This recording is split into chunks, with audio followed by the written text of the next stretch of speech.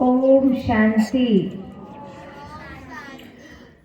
सभी प्यार से बोलेंगे ओम शांति। आप सभी भाई बहनों का आज के इस कथा पंडाल में बहुत बहुत स्वागत है, स्वागत है, स्वागत है। हम सब ने अब तक के जाना है कल कि महाभारत काल के समय जो घटनाएं इस संसार में घट रही थी वही सब कुछ वर्तमान समय भी स्पष्ट दिखाई दे रहा है। और कैसे दिखाई दे रहा है इसे भी हमने समझा कि आज से लगभग 5000 वर्ष पहले महाभारत युद्ध हुआ और उस समय में इसलिए इतना बड़ा घमासान युद्ध हुआ क्योंकि जब श्रेष्ठाचारी लोग, सभ्य लोग, जिनका स्वभाव शांत है, उन लोगों के साथ जब अन्याय होने लगता, अत्याचार होने लगता, तब उनको सुई की नोक बराबर जमीन भी रहने के लिए नहीं दी जाती, उनके सारे अधिकार छीने जा रहे होते। ऐसे समय में जब उन्हें कुछ भी समझ में नहीं आता, करें तो क्या करें, और पूरी तरह निराश उदास होकर बैठ जाते। ऐसे समय पर स्वयं परमात्मा इस धराधाम में अवतरित होते। इसी के लिए कहा, जब जब हो ये धर्म की हानि और बाढ़े अधम असुर अभिमानी, तब तब धरे प्रभु मनुष्य शरीरा, हरहि कृपा निधि सज्जन पीरा। जब दुनिया में धर्म की हानि, धर्म की ग्लानि होने लगती, अधर्म की वृद्धि होने लगती, और ऐसे समय में सज्जनों की पीड़ा हरने के लिए, क्योंकि सज्जन सताए जा रहे होते, क्योंकि धर्म ग्लानि के समय जिसकी लाठी उसकी भैंस वाला मामला चलने लगता है। जिसका बाहुबल, धनबल, जनबल जिसके पास में है वही सब कुछ हो जाता है। तो ऐसे समय में परमात्मा अवतरित होकर के अधर्मियों का नाश और सज्जनों का कल्याण करते हैं।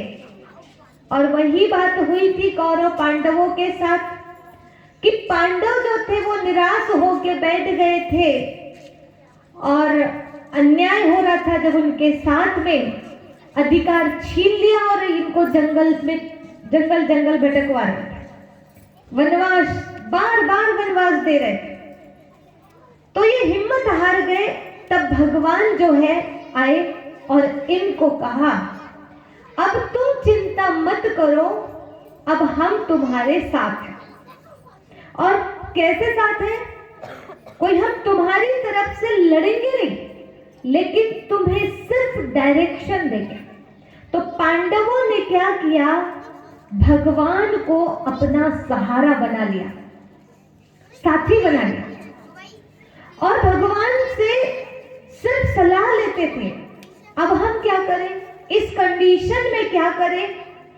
और जब ऐसी सलाह जो व्यक्ति लेता है तो उस व्यक्ति के जीवन में भविष्य में कभी ऐसी समस्या नहीं आती, ऐसी मुश्किलें नहीं आती कि वो सामना ना कर सके। अब आप कहेंगे हम क्या करें, अभी हम कहां से भगवान को ला लें अभी? तो वर्तमान समय भी हमारे पास वेद है, पुराण है, और कुछ समझ नहीं आता तो श्रीमद् भगवद गीता छोटी सी 700 श्लोक वाली, ये डायरेक्ट भगवान के महावाक्य है। और ऐसे कई गुरुजन हैं आज इस संसार में, कई संस्थाएं हैं, कई ऐसे लोग हैं जो हमें सकारात्मक दिशा प्रदान करते हैं। तो इसलिए कोई कह नहीं सकता कि हम कहां से सलाह लें।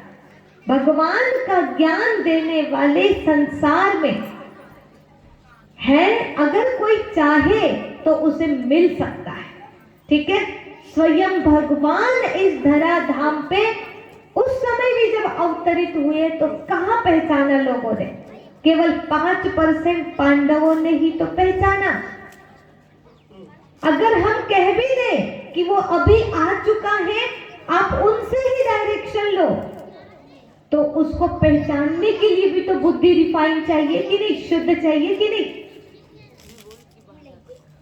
तो पांडव बनना है यदि, तो उसके लिए अपनी बुद्धि शुद्ध करना होगा। पांडव बनना है यदि, तो उसके लिए हमें संयमित जीवन जीना होगा, मर्यादित जीवन जीना होगा, तभी स्वयं भगवान का हमारे जीवन में प्रवेश होगा। भगवान स्वयं हमें मिलेंगे, जीवन सात्विक होगा, शुद्ध होगा, विकार बुराइयों से भरा होगा अगर हमारा जीवन, तो भगवान की अनुभूति हमें होने वाली नहीं है। सामने बैठे भगवान को अर्जुन देख पा रहे हैं, संजय देख पा रहे हैं। संजय ने भी साक्षात्कार किया और वही धृतराष्ट्र बैठे हैं, तो धृतराष्ट्र नहीं देख पा रहे। कितना अंतर होता है। भगवान को समझने के लिए जीवन में शुद्धता और सात्विकता बहुत बहुत जरूरी है। तो क्या किया जाए, आइए इसको थोड़ा और आगे समझते हैं।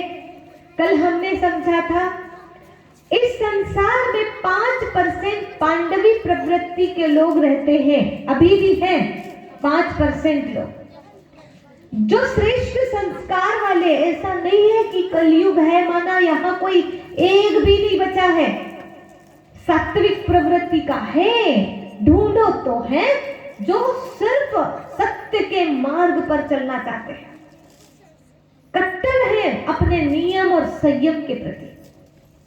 और ऐसे मोटी नजर से देखा जाए, पूरी दुनिया में कौरव ही कौरव नजर आते हैं, और उनमें ढूंढा जाए छन्नी लगा के तो 5% पांडव आज भी नजर आते हैं। तो 100 कौरव इसलिए दिखाया कि परसेंटेज 100 से ही निकालते। अगर इस धरा में आपसे पूछे कि कौरवों का राज्य है या पांडवों का राज्य है, तो क्या बोलेंगे? क्या बोलेंगे? मुख से क्या निकलता है? थोड़ा जोर से बोल के बताइए ना। कौरवों का राज्य है। अच्छा, तो फिर यहाँ जो बैठे वो कौन है? अगर कौरवों का राज्य है तो यहाँ जो बैठे हैं वो कौन है फिर? आप बोलिए, कौरव है कि पांडव है? कौरवों का राज्य है तो हम सब भी तो उसी में आ गए कि नहीं? आ गए ना। लेकिन हाँ, 5% पांडव है इस तरह में। परंतु अभी चेक किया जाए तो हम लोग जो रोज सत्संग करते, रोज ज्ञान ध्यान करते हैं, रोज पूजा पाठ करते, रोज मंदिर में जाते हैं, उसके बाद भी अभी हमारे अंदर कई कमजोरियां मिल जाएंगी। यानी पांडव जैसे संस्कार भी है हमारे, लेकिन कौरव के संस्कार भी अंदर में विराजमान है। ये आप सूक्ष्म रूप से चेक करिएगा। इसलिए कभी ये नहीं बोलना मैंने तो पूरे तीर्थ कर लिया, 12 ज्योतिर्लिंग के दर्शन हो गए, 4 धाम मेरे पूरे हो गए, और मैंने घर में कई बार भागवत कथा करा ली, कितनी कथाएं करा ली। कुछ भी हो जाए वो उसकी गिनती मत करो। गिनती सिर्फ करो तो किसकी करो? अपनी बुराइयों की। अपनी चेकिंग करो, मेरे अंदर कमजोरी अभी भी कौन सी है। 4 धाम के चक्कर लगा के आ गए, लेकिन गुटका अभी तक नहीं छूटा है ना। मतलब समझने से, छोटी सी बात बता रही हूँ, ऐसी तो कई चीजें होंगी एक मोटे अंदाज में देखने में जो आता है, बाकी तो बाद की बात है। सूक्ष्म में जो ईर्ष्या, द्वेष, घृणा, नफरत, वो तो सूक्ष्म में बहुत है ना। तो हम सबके अंदर गुस्सा है, रौब है, कामनाएं हैं, जो भगवान को पसंद नहीं है वो सब हमारे अंदर है, और जो पसंद नहीं वो चढ़ा देते हैं, और भगवान को जो पसंद है वो हम चढ़ाते ही नहीं है। जो हमसे मांगना चाहते वो देके ही नहीं आते। और क्या कहते, मैंने पता है गुरु भी कर लिया, गुरु करके मैंने गुरु दक्षिणा भी दे दिया। क्या दिया गुरु दक्षिणा? तो कहेंगे कोई भिलवा छोड़ दिया।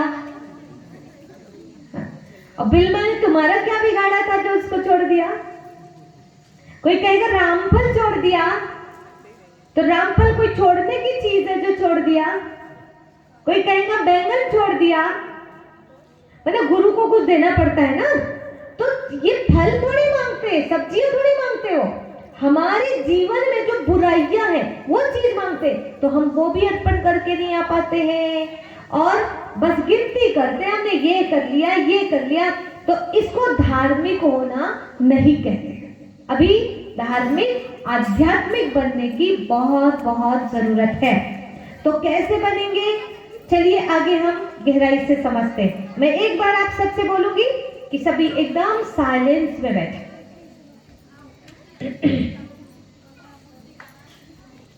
कल तो विस्तार से सुने ही है 5 पांडव के बारे में। युधिष्ठिर माना युद्ध जैसी परिस्थिति में जो स्थिर रहे, हलचल में ना आए, शांत रहे मन। भीम माना जो भय से मुक्त हो। अर्जुन माना जो ज्ञान की गदा, जो ज्ञान को निरंतर सुनता रहे और उसको अर्जन करते जाए, धारण करते जाए।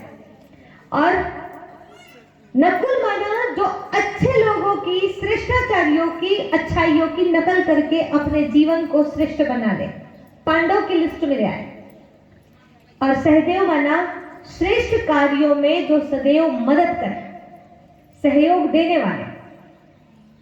ये 5 क्वालिटी जिसमें आ गई वो सच्ची द्रौपदी कहलाएगी। और ऐसी द्रौपदी की लाज स्वयं भगवान रखते हैं। ठीक, कौरव जो कौवे गिद्ध की तरह दूसरे का पद पोजीशन छीनने की कोशिश करे, और उनमें है, उनके है धृतराष्ट्र। धृत माना अंधा, राष्ट्र माना देश। जिस देश के राजा में अंधत्व हो, यानी जिस सत्ता में आप बैठे हैं वहां बैठ करके भी न्याय अन्याय की समझ ना हो, सही गलत की समझ ना हो, अच्छे बुरे की समझ ना हो, वो कौन है? धृतराष्ट्र। और ये भी चेक करते जाए हम कि हमारे अंदर वो समझ है कि नहीं। ये बाहर वाले नेत्र की बात नहीं है, इससे अंधे होने की बात नहीं है। इससे तो बहुत कम लोग अंधे होते हैं, और जो अंधे होते हैं ना, सूरदास होते हैं ना, उनमें तो फिर भी समझ होती है, उनसे कोई ज्यादा पाप कर्म नहीं होते। लेकिन जिनका तीसरा नेत्र बंद हो जाता है, समझ से अंधे होते, ज्ञान चक्षु बंद रहता है, ऐसे लोग ही पापाचार और भ्रष्टाचार और अत्याचार करते हैं। आंख के अंधे नहीं करते, कहां दिखता ही नहीं, कहां जाएंगे। बुद्धि रूपी नेत्र जिसका बंद है, समझ का है, तो उस ज्ञान चक्षु को बढ़ाने की जरूरत है। इसलिए कोई ये ना कहे कि मुझे ज्ञान की जरूरत नहीं है। हर किसी को ज्ञान की आवश्यकता है। कई बार तो जिसको ज्ञान नहीं है वो चलो ठीक है, बेसमझ है, अन्यायी कहलाता है, कुछ भी करता रहता है। लेकिन जिसको ज्ञान है, गांधारी माना क्या? जिसको ज्ञान है, समझ है, लेकिन ज्ञान होते हुए भी अपनी आंखों में पट्टी बांध के बैठी है। इसका अर्थ क्या है? आज घर में एक व्यक्ति ज्ञानी होता है, कुछ अज्ञानी भी होते हैं। लेकिन जो ज्ञानी है, समझदार है कि ये सही है, ये गलत है, जानते हैं कि सुबह उठ करके पूजा पाठ करना चाहिए, ध्यान साधना करना चाहिए, लेकिन उसके बाद भी घर के बड़े बुजुर्ग जो हैं उनको पसंद नहीं है कि आप सुबह उठ के मंदिर जाओ। इसलिए वो क्या करते हैं, क्योंकि उनको ये सब सुनना पड़ता है रोज। जैसे वो मंदिर गए, मंदिर से आए, हो गया, आ गए, कई तरह के ताने सुनना पड़ता। तो फिर ऐसे में क्या करता है व्यक्ति पता है, धीरे धीरे कौन इनके प्रवचन सुने, कौन इनकी डांट खाए, इससे बढ़िया ये पूजा पाठ सब बंद कर दो, क्योंकि ऐसे लोगों के साथ रहना है, मांसाहारियों के साथ, वैष्णियों के साथ, तो हमें भी ज्ञान ध्यान छोड़ना ही पड़ेगा। इस भाव के साथ फिर क्या करते पता है, सब छोड़ देते। किसकी वजह से छोड़ दिया, मान लो मायके में बहुत करते थे पूजा पाठ से, लेकिन ससुराल में माहौल दूसरा है, तो वहां पर सब छोड़ दिया, तो उनको क्या बोलेंगे। जैसे गांधारी को पता चला कि मेरा पति, जो होने वाला पति, वो अंधा है, तो उन्होंने तुरंत पट्टी बांध दिया, तुरंत पट्टी बांध दिया। क्या है इसका अर्थ, अर्थ ये है कि जब वहां पर ऐसे लोगों के बीच में जाना ही है मुझे, तो फिर पहले से ही सावधान हो जाओ कि पट्टी बांध लो, क्योंकि अंधों के साथ रहना है तो अंधे बन जाने में फायदा है। ज्यादा होशियारी दिखाए वहां तो वहां चलने वाली नहीं है होशियारी, डांट खानी पड़ेगी, बातें सुननी पड़ेगी। तो बताइए, गांधारी को पट्टी बांधना था, बोलो, पट्टी बांधना था कि अपने अंधे पति को पकड़ के चलाना था, उनको भी रास्ता दिखाना था ना। तो उन्होंने गलती किया था ना पट्टी बांध के।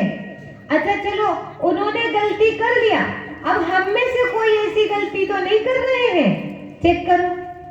कई लोग ऐसे समझाते हैं, देखो दीदी आप लोगों का ज्ञान ठीक है, एक मैं एग्जांपल दे रही हूँ, क्योंकि जो चलती चर्चा है उससे जल्दी समझ में आता है ना।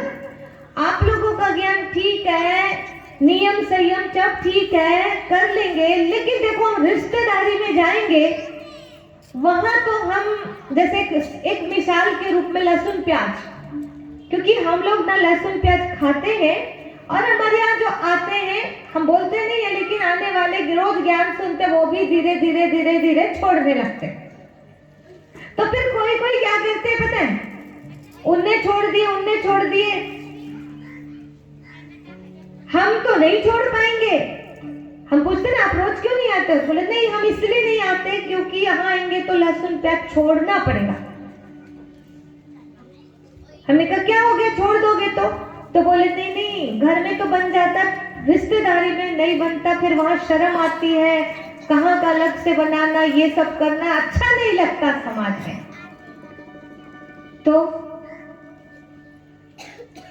हम तो ऐसे बोलते हैं कि यहाँ आने के लिए छोड़ने की जरूरत थोड़ी है, ये हमारे लिए रूल्स हैं, ये आने वालों के लिए नहीं है। उसमें भी जिसको करना है वो करते, लेकिन आप विचार करके देखो कि एक छोटी सी बात, एक अच्छा काम है, ठीक है, आपके नियम संयम सब ठीक है, लेकिन रिश्तेदारी में जाओ तो थोड़ा अच्छा नहीं लगता है ये सब बताना करना।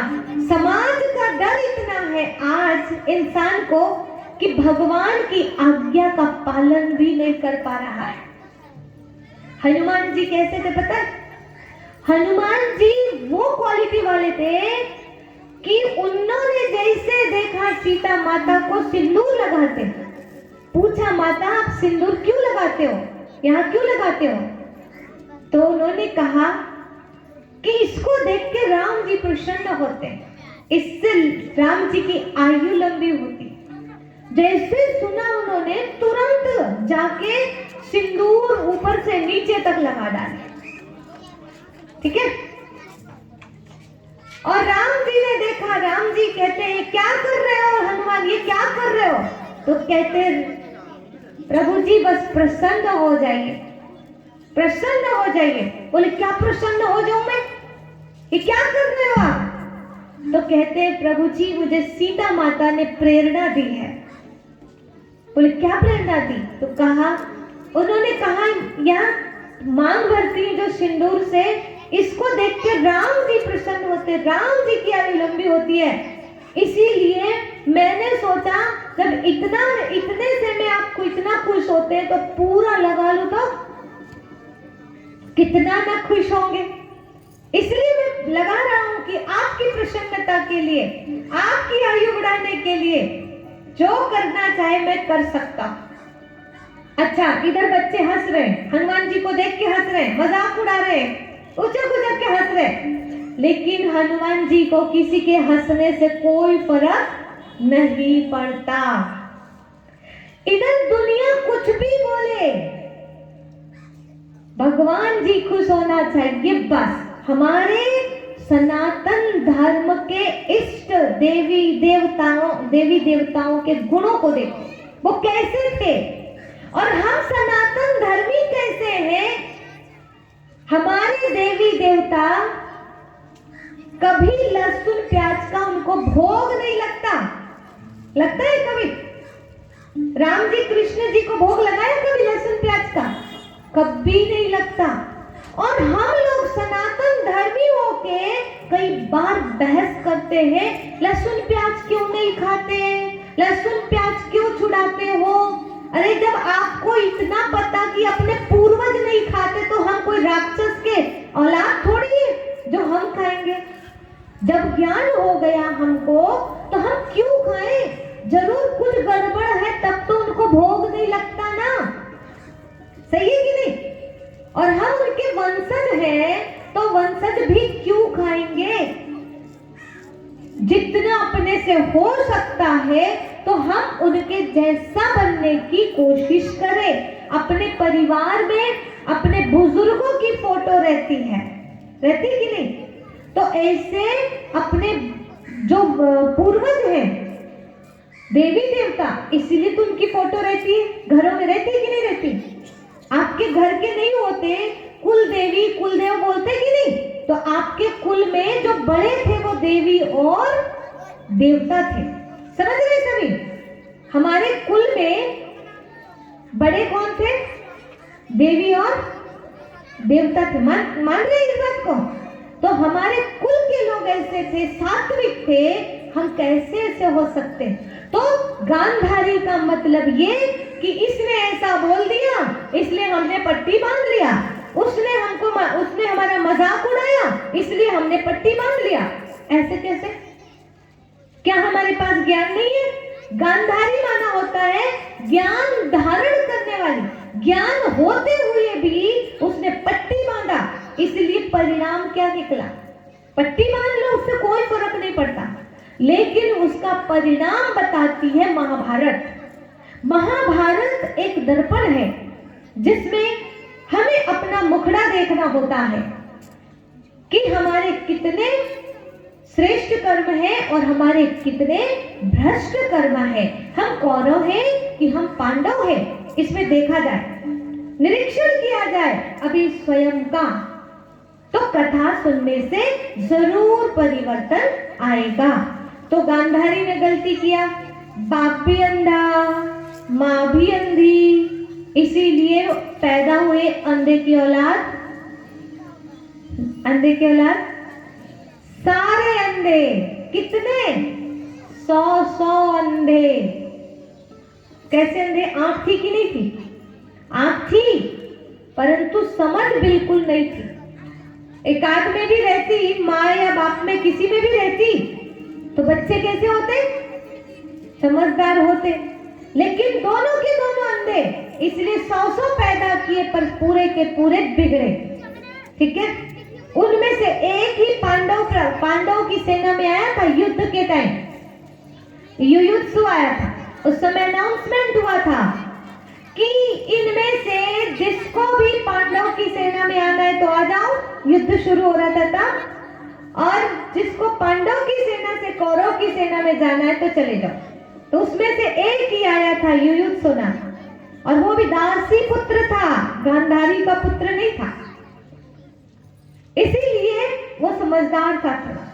उस ऐसा कहने का भाव ये है कि आज के समय में ऐसी संतानें क्यों जन्म लेती हैं जो माँ बाप का नाम खराब करती है, जो पूरी प्रॉपर्टी को बर्बाद करने के निमित्त बनती है। धृतराष्ट्र ने खुद की जमीन तो रखा, पर उनके भाई की जमीन भी पूरी रख लिया, और उनके भाई नहीं थे तो उनके बच्चों को दर दर के धक्के खिलाया, घर से निकाल दिया। अब दोनों की प्रॉपर्टी खा रहे, यूज कर रहे, लेकिन उसके बाद भी आप देखिएगा दुखी है, अशांत है। अब 100 बच्चे हैं, उसमें से एक है दुर्योधन। जब उसका जन्म हुआ था तो नाम था सूर्योधन। क्या नाम था? सूर्योधन। शकुनी की संगत करते करते वो क्या बन गया? दुर्योधन। सूर्योधन से दुर्योधन कैसे बना व्यक्ति? संगत से। अगर हमारी संगत खराब है, बचपन से उसके कान में, जब वो छोटे छोटे बच्चे थे तब से ही वो सिखाते थे उनको, शकुनी क्या सिखाते थे कि तुझे इनको मारना है, खीर में जहर मिला के दे दे, इसे मार डाल। छोटे से थे तब से ऐसी हरकतें सिखाते थे, और धीरे धीरे वो बड़े हुए और उन्होंने ही पूरा विध्वंस करा डाला। अब ऐसी संतान क्यों जन्म ली? इसलिए जिसने दूसरे की प्रॉपर्टी को हड़प लिया हो, उसकी प्रॉपर्टी बचेगी? नहीं बचेगी। उसकी प्रॉपर्टी को बर्बाद करने के लिए उसी घर में कोई दुर्योधन पैदा होगा जो धन का दुरुपयोग करेगा। धन का दुरुपयोग करने वाले को कहते हैं दुर्योधन। और कौन पैदा होंगे? दुशासन, जिनके जीवन में अनुशासन नाम की चीज नहीं। कभी भी उठना, कभी भी सोना, कभी भी खाना, कोई संयम नहीं, कोई मर्यादा नहीं, उसको कहते हैं दुशासन। जिसने जैसा बोला वैसा कर दिया। भाई ने बोला कि द्रौपदी को खींच के ले आ, जी भैया खींच के ले आया भरी सभा में। बोल सकता था ये काम मैं नहीं कर सकता, लेकिन जिसके जीवन में अनुशासन नहीं है तो जो जैसा बोलेगा वैसा ही वो करता जाएगा। और फिर बोला साड़ी खींच, साड़ी खींचने लगा, जिसमें अपनी समझ नाम की कोई चीज ही नहीं। एक का नाम दुर्मुख, जिसके मुख से गालियां निकलती है। दुर्बुद्धि, भ्रष्ट हो गई हो, दूषित हो गई हो बुद्धि जिसकी। और दुष्कर्ण, जिसके कान भी दूषित हो गए, फालतू बातें, गंदी बातें सुनने में आनंद आता। बेटी है दुशीला, ऐसी बेटियां जिनका शील, जिनका चरित्र दूषित हो गया। आज के समय में देखिए आप, धृतराष्ट्र की कारोबार चल रही है। गंदी चीज सुनने वाले मिलेंगे। किसी एक माँ बाप के 100 बच्चे की बात नहीं कर रहे, ये धृतराष्ट्र के पुत्र की बात कर रहे हैं। ऐसा देश है और उस देश की प्रजा ऐसी होगी, वो बताया। अंधत्व रहेगा सब में, और जिनका चरित्र अच्छा नहीं रहेगा। आज अपना चरित्र बेचकर भी धन कमा रहे हैं। और फिर चलो ये तो सब हम देख ही रहे हैं, समझ ही रहे, परंतु एक बात बड़ी आश्चर्य वाली लगती है कि कौरवों के पक्ष में द्रोणाचार्य और भीष्म पितामह कृपाचार्य जैसे लोग क्यों रह रहे थे? विदुर जैसे लोग भी पांडव के पक्ष में क्यों नहीं आ गए? इन सबको तो कौन से पक्ष में होना चाहिए था? बताओ। ये विद्वानों को, ब्रह्मचारियों को किसके पक्ष में होना चाहिए था? पांडवों के पक्ष। लेकिन उस समय कौरवों के पक्ष में रहना ये फैशन था। फैशन माना कि मान सम्मान उधर ही मिलता है, ज्यादा इज्जत उधर मिलती है। पांडवों के साथ जुड़ जाओगे ना तो गांव में भी वैल्यू नहीं होगी, क्योंकि पांडव जो है वो क्या है? कुछ नहीं है जिनके पास है। इसलिए कौरवों के साथ जुड़ने में ऐसा लगता जैसे बड़प्पन लगता था। तो भीष्म जो है, द्रोण जो है, जिसका नमक खा रहे थे उसी का गुण गा रहे थे। इन्होंने नमक खाया था किसका? हुआ ऐसे, एक बार अश्वत्थामा जो कि द्रोण का पुत्र था, तो द्रोण पुत्र अश्वत्थामा ने दूध मांगा। छोटा बच्चा था उस समय। उन्होंने दूध के जब नहीं मिला, नहीं है बोल दिया, तो रोने लगा। अब जोर जोर से रोने लगा तो क्या करे, गाय नहीं है, दूध नहीं मिला है। तो उनकी माँ ने क्या किया, आटे का घोल बनाया और दिखा दिया, दूध है ये, लो पी लो। और उसने दूध समझ के पी लिया। ये द्रोणाचार्य देख रहे थे। द्रोणाचार्य को देखकर बिल्कुल अच्छा नहीं लगा कि मेरे कैसे दिन आ गए कि मेरे बच्चे के लिए दूध तक नहीं मिल रहा है, और मैं इतना बड़ा विद्वान, इतना ज्ञान बांट रहा हूं समाज में, और समाज के लोग थोड़ा सा दूध तक मेरे लिए नहीं ला सकते। ये बहुत बड़ी बात है समझने की, आप ध्यान से समझिएगा। और ये बच्चे जो है ना, नाश्ता पानी घर से करके आना चाहिए ना। हाँ? अच्छा चलो कोई बात नहीं, अब लाए हो तो मोड़ के रख दो और ध्यान से सुनो, काम की बात है अपने लिए। चलो सभी इधर देखो जरा, और जिसको बात करना है बिल्कुल बाहर चले जाओ। अंदर डालो, सब पैकेट अंदर डालो। हाँ चलो, यहाँ पे खाने की जगह थोड़ी है ये। हाथ धो करके अच्छी तरह से खाया जाता है। आप जो खा रहे हो उसमें तेल है, नमक मिर्च लगी ऊपर, उसी हाथ को छू रहे हो, खा रहे हो, क्या जा रहा है अंदर में? आप जहाँ बैठे हो धूल रहती नहीं रहती, रोड है ना ये। तो फिर जैसा खाओगे अन्न वैसा होगा मन। वही चीज तो सिखा रहे हैं हम आपको, इसलिए अच्छे से बैठ के सुनो। अश्वत्थामा ने किसको दूध समझ के पी लिया? आटे के घोल को। अब क्या होता है, जैसे ही द्रोणाचार्य ने देखा, उन्हें बिल्कुल अच्छा नहीं लगा। तब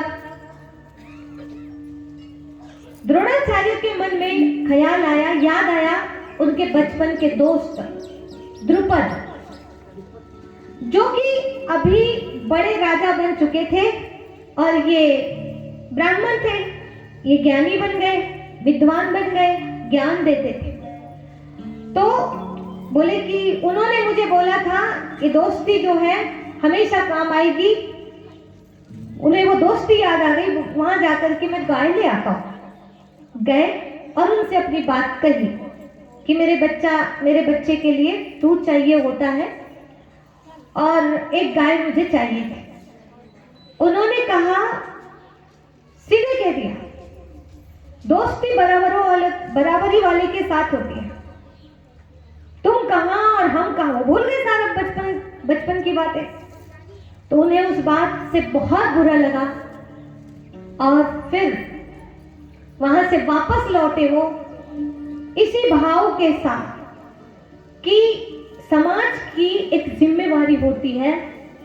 जैसे कोई विद्वान है, ब्राह्मण है, और जिसने अपना पूरा जीवन वेद शास्त्र पढ़ने में, ज्ञान को बढ़ाने में, ध्यान साधना में लगाया है, तो वो समाज को सही दिशा देने के निमित्त बनता है।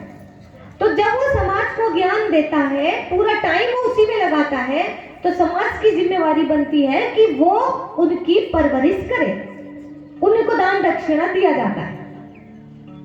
जो समाज की सेवा के लिए लगे हुए हैं, तो समाज की जिम्मेवारी है वो उनको दान दक्षिणा दे।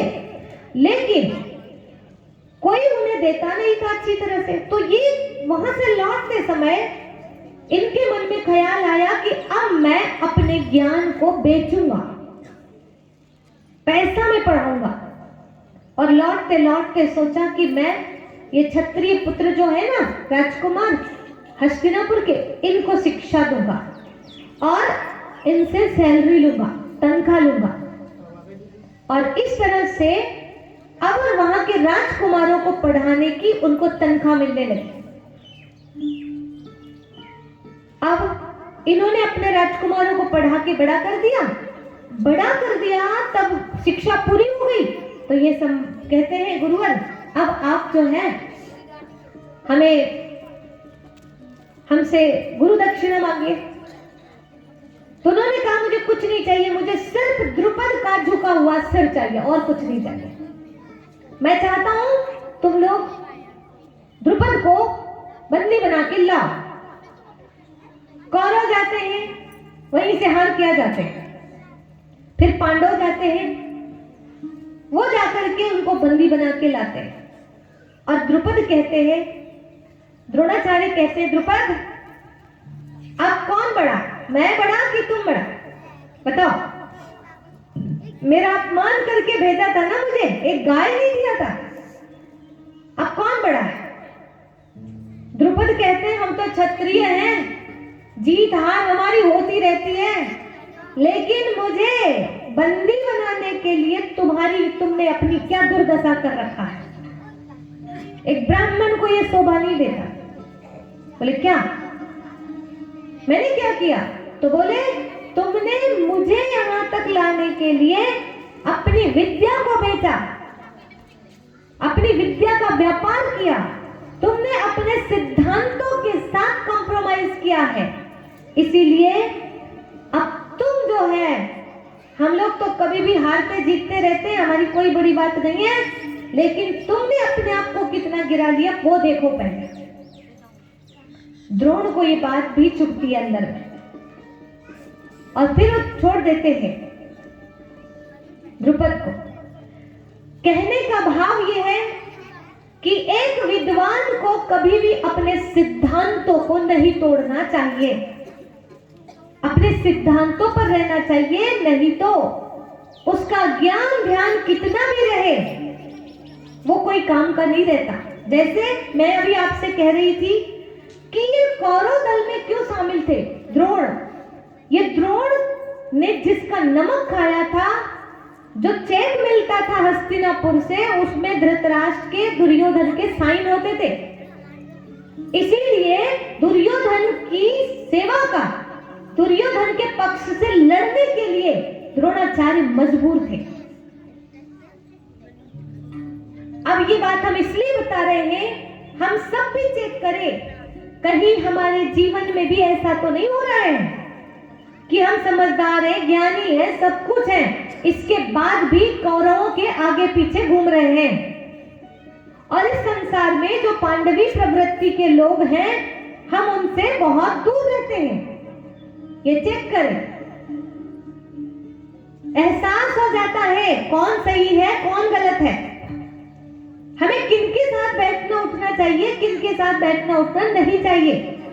लेकिन फिर भी अपने मान शान के लिए, दिखावे के लिए हम लोग गंदे लोगों के साथ बैठना उठना पसंद करते हैं, और सभ्य लोगों के साथ इसलिए नहीं बैठते हैं क्योंकि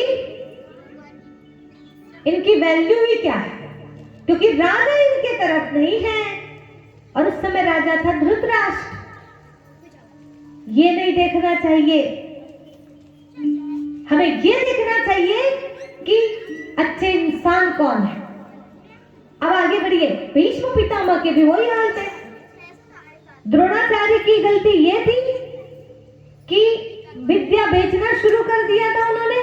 दूसरा, उनके अंदर जाति पाति का भाव भरा था, तुमको ज्ञान दूंगा, तुमको ज्ञान नहीं दूंगा। एकलव्य को ज्ञान नहीं दिया, सूत पुत्र है करके कर्ण को ज्ञान नहीं दिया। अगर कर्ण को ज्ञान दे देते तो ये कर्ण जो है धोखे से भी कौरवों की तरफ न जाते। वो तो अर्जुन से बदला लेने के लिए दुर्योधन का साथी बना था कर्ण। बदले का भाव जो आया था गुरु के कारण ही आया था, और बदला लेने के लिए ही सारी विद्या अर्जन किया था। मैं देखता हूं अर्जुन से आगे बढ़ के ना दिखाऊंगा तो देखना। तो उसने विद्या अर्जन किया, परंतु एक प्रतिस्पर्धा के भाव से किया, इसलिए उसकी भी पराजय हो गई। द्रोण तो गया ही गया, पर कर्ण भी गया। अब यहां क्या शिक्षा लेना है हमें किसी के साथ ऐसा व्यवहार नहीं करना। और दूसरी चीज, ये जाति पाति ये सब भेदभाव हमें नहीं रखना। और दूसरी चीज ये, अगर हमारे साथ कोई ऐसा व्यवहार करता है, कोई बड़े लोग अपने साथ ऐसा व्यवहार करते हैं, तो वहां पर प्रतिस्पर्धा का भाव हमारे अंदर ना आए। हमारे अंदर सिर्फ इतना भाव आए, हम जो हैं जैसे हैं भगवान के हैं, और हम जितना हो सके उसके काम आ जाए, इतना ही बहुत है। उससे आगे बढ़ना, उससे आगे बढ़ना, ये कंपटीशन जिसके मन में आएगा वो आगे चल के कितना भी आगे विद्वान बन जाए, वो उसकी पराजय निश्चित है। क्योंकि उसने समाज कल्याण के लिए ज्ञान प्राप्त नहीं किया है, उसने दिखाने के लिए ज्ञान प्राप्त किया है। दुनिया देखेगी बस उसको, उसके द्वारा लाभ प्राप्त नहीं कर पाएगी। इसलिए कर्ण बोलते मेरे साथ ऐसा अन्याय क्यों? भगवान कहते तेरे साथ कोई अन्याय नहीं हुआ है, जो हुआ है अच्छा हुआ है। ठीक है, जो आपने किया है, जिस इंटेंशन के साथ आपने विद्या अर्जन की है, उसी का परिणाम आपको मिल रहा है। और जो सही इंटेंशन के साथ विद्या अर्जन करते हैं, उनका अहित कभी हो नहीं सकता, उनको अहंकार भी कभी आ नहीं सकता, और वो कभी बड़ों का अपमान भी कर नहीं सकते। नम्र चित्त होते अर्जुन की तरह। आइए, भीष्म की गलती यह है, उसने प्रतिज्ञा लेके बैठा था कि सिंहासन में जो बैठेगा मैं उसकी रक्षा करूंगा। प्रतिज्ञा लिया था बहुत साल पहले, जब उसको पता नहीं था कि सिंहासन में अंधे भी आके बैठ जाएंगे। उसने सोचा नहीं था। इसलिए भीष्म पितामह कहते हैं मुझे नहीं पता था कि हस्तिनापुर में शकुनियों, दुर्योधनों और धृतराष्ट्रों का भी सामना मुझे करना पड़ेगा। ये भीष्म पितामह कहते हैं। अब क्या करना चाहिए? क्या करना चाहिए? आपने प्रतिज्ञा ले लिया, दरवाजे में खड़े हो गए कि मैं यहां पर किसी को घुसने नहीं दूंगा। जैसे गणेश जी ने किया। गणेश जी ने भी क्या किया? प्रतिज्ञा लेके बैठ गए, यहां से किसी को अंदर जाने नहीं दूंगा। अब पिताजी भी आ गए तो क्या हुआ? उनको भी नहीं जाने दिया। वो सिर कटने वाली बात वही तो हुई थी ना। तो जब तक अहंकार है अपने अंदर में, तब तक हम लोग जो है समय को देख करके परिवर्तित नहीं होते हैं। गणेश जी का भी जो सिर कटा था पहले वाला, वो अहंकार का सिर कटा था, और नम्रता का सिर जो है वो फिर लगा था। डिटेल है इसकी बहुत, अभी टाइम नहीं है, मैं आपको सार में बता रही हूं कि भीष्म जो है वो कितना भगवान ने खुद उनको बोला, कर्ण को एकांत में ले जाके समझाया कि तू अभी भी पार्टी चेंज कर ले। भीष्म को बोला तू अभी भी पार्टी चेंज कर ले। कौरव के तरफ से क्यों, पांडवों की तरफ रहो ना। लेकिन इतना समझाने के बाद भी बस एक ही बात कि ऋण तो चुकाना पड़ेगा ना। कर्ण बोलता है भीष्म बोलते हैं कि मैंने प्रतिज्ञा ली है, मैं वो प्रतिज्ञा तोड़ नहीं सकता। अरे कृष्ण ने भी प्रतिज्ञा ली थी कि मैं शस्त्र नहीं उठाऊंगा, ली थी ना प्रतिज्ञा। लेकिन समय आने पर भीष्म के टाइम पर शस्त्र उठाए थे कि नहीं? क्यों उठा लिए? जब उस समय ऐसी प्रतिज्ञा जरूरी थी तो लिया था, लेकिन आज शस्त्र उठाना जरूरी है तो उठाया। समय को देखकर काम करते हैं जो वो कृष्ण है, और भीष्म जो है वो पुरानी परंपरा, पुरानी रीति रिवाज, हमारे बाप दादा ने बलि चढ़ाए हैं भैया तो हमें भी चढ़ाना पड़ेगा। भले ही हमको पसंद नहीं किसी जानवर को काटना, लेकिन बाप दादा से चली आई है तो चढ़ाना तो पड़ेगा। ये कोई अकल है? ये कोई समझ है? जब तक ना समझ थे चढ़ा दिए, लेकिन अब समझदारी आ गई, अब तो छोड़ दो। तोड़ना चाहिए कि पकड़ के रखना चाहिए? बोलो। किधर भी बैठे हैं कोई कोई भीष्म पितामह। अरे अपनी ही तो कहानी है, कौन कोई अलग किसी कहानी थोड़ी है। हम ही सब 5000 साल पहले भी थे और फिर से वही आके बन गए। अभी वही कंडीशन फिर से आ गई है। इतना रीति रिवाज को पकड़ के बैठे जिसका कोई महत्व नहीं, उसी को लेके चल रहे हैं। होली में देखो तो इतना रंग डालते हैं कि बर्बाद कर डालते हैं। दिवाली में देखो तो वो परंपरा जो चली आई पटाखे फोड़ने की, कितना भी समझाओ पटाखे फोड़ना बंद ही नहीं करते। अरे छोड़ो भाई, जब तक समझ नहीं थी तब कर लिया ये काम। तो बहुत सारी चीजें जो है चली आ रही है, सही नहीं है, समाज की बर्बादी हो रही है। बहुत सारी चीजें पर नहीं समझ पा रहे हैं। यही है भीष्म परंपरा और यही कौरव दल में शामिल है। ये समाज का कल्याण नहीं कर सकते तो फिर क्या होता है? भगवान आते हैं और कहते हैं अर्जुन सबसे पहले तो तू ये दोनों को मार। किसको मार? बोलो अब किसको मार? भीष्म को भी मार और ये द्रोण को भी मार। अब आप बताओ, इतने बड़े विद्वान द्रोण, इतने बड़े ब्रह्मचारी, दृढ़ प्रतिज्ञाधारी, सबसे पहले उन्हीं के पास ले जाके खड़ा करते हैं दोनों सेना के मध्य में अर्जुन को, और कहते देखो इनसे लड़ना है तुम्हें। अर्जुन कहते जिन गुरु द्रोण ने दी धनुर्विद्या, उन पर धनुष चलाऊं कैसे, और पूजन योग्य जो भीष्म पितामह उन पर बाण उठाऊं कैसे। भगवान कहते हैं अर्जुन यह महाभारत का महापर्व तेरे बिन कैसे बनेगा। धर्म के युद्ध में मौन रहा तो फिर कब तेरा धनुष तनेगा। स्वर्ग मिलेगा न कीर्ति मिलेगी, केवल पाप का भागी बनेगा। लोग हंसेंगे तुझ पर युगों तक, तू ऐसी अब कीर्ति जनेगा। अर्जुन ये महाभारत का महापर्व तेरे बिना कैसे बनेगा। तब फिर अर्जुन कहते हैं केशव, जब मेरे पिता नहीं थे तो मैं भीष्म ने ही तो पिता बनकर मेरी पालना की, प्यार दिया, मैं उनको कैसे मार सकता हूं। तो फिर भगवान कहते हैं नहीं अर्जुन, अभी तुम्हें इन्हें मारना ही होगा। वो बार बार कहते ना योत्स्यसि गोविंदम, मैं युद्ध नहीं कर सकता गोविंद। कहते हैं उत्तिष्ठ हे कौन्ते युद्धाय कृत निश्चय, उठ खड़ा हो और युद्ध कर। तब भगवान कहते अर्जुन को ये तुझे हो क्या रहा है अचानक।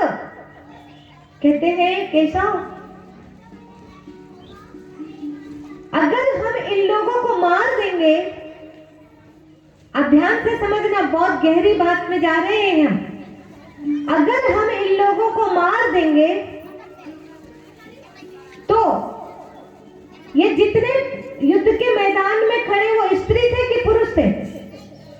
पुरुष थे। बोले कि सारे जाएंगे, उसके बाद बच जाएंगी हमारे घराने में केवल महिलाएं। और वो महिलाएं जो है जब बचेंगी तो उन पर विधर्मियों का राज हो जाएगा, मतलब दूसरे पुरुषों का अधिकार हो जाएगा और उनसे वर्ण संकर संतानें उत्पन्न होंगी। और वर्ण संकर संतानें जो है वो पूर्वजों को पानी देंगी, पितरों को पानी देंगी, तो पितृ जो है वो नरक में जाएंगे। इतनी ज्ञान की बातें कर रहे थे। कुलच्छे प्रणश्यन्ति कुल धर्मा सनातना धर्मे नष्टे कुलम कृत्स्नम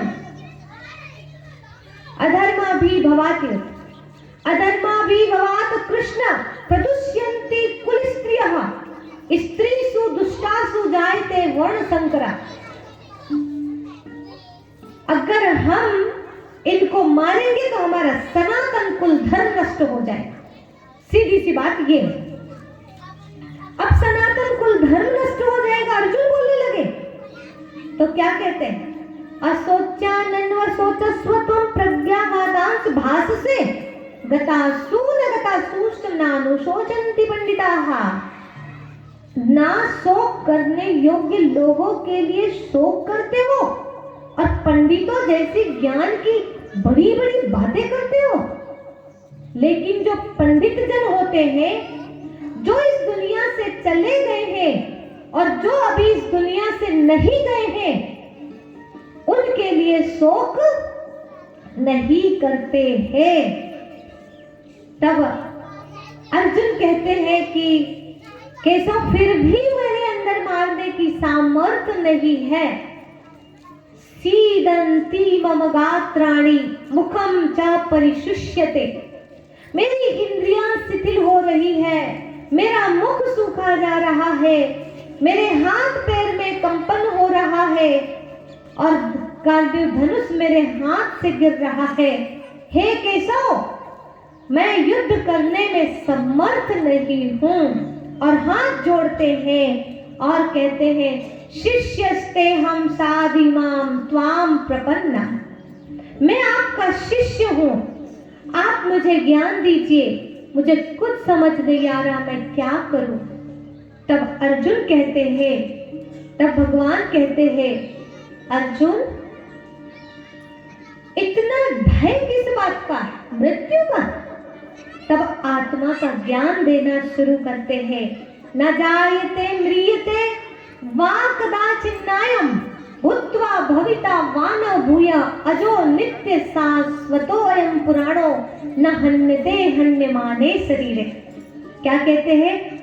ये आत्मा न कभी मरती है न कभी मारती है।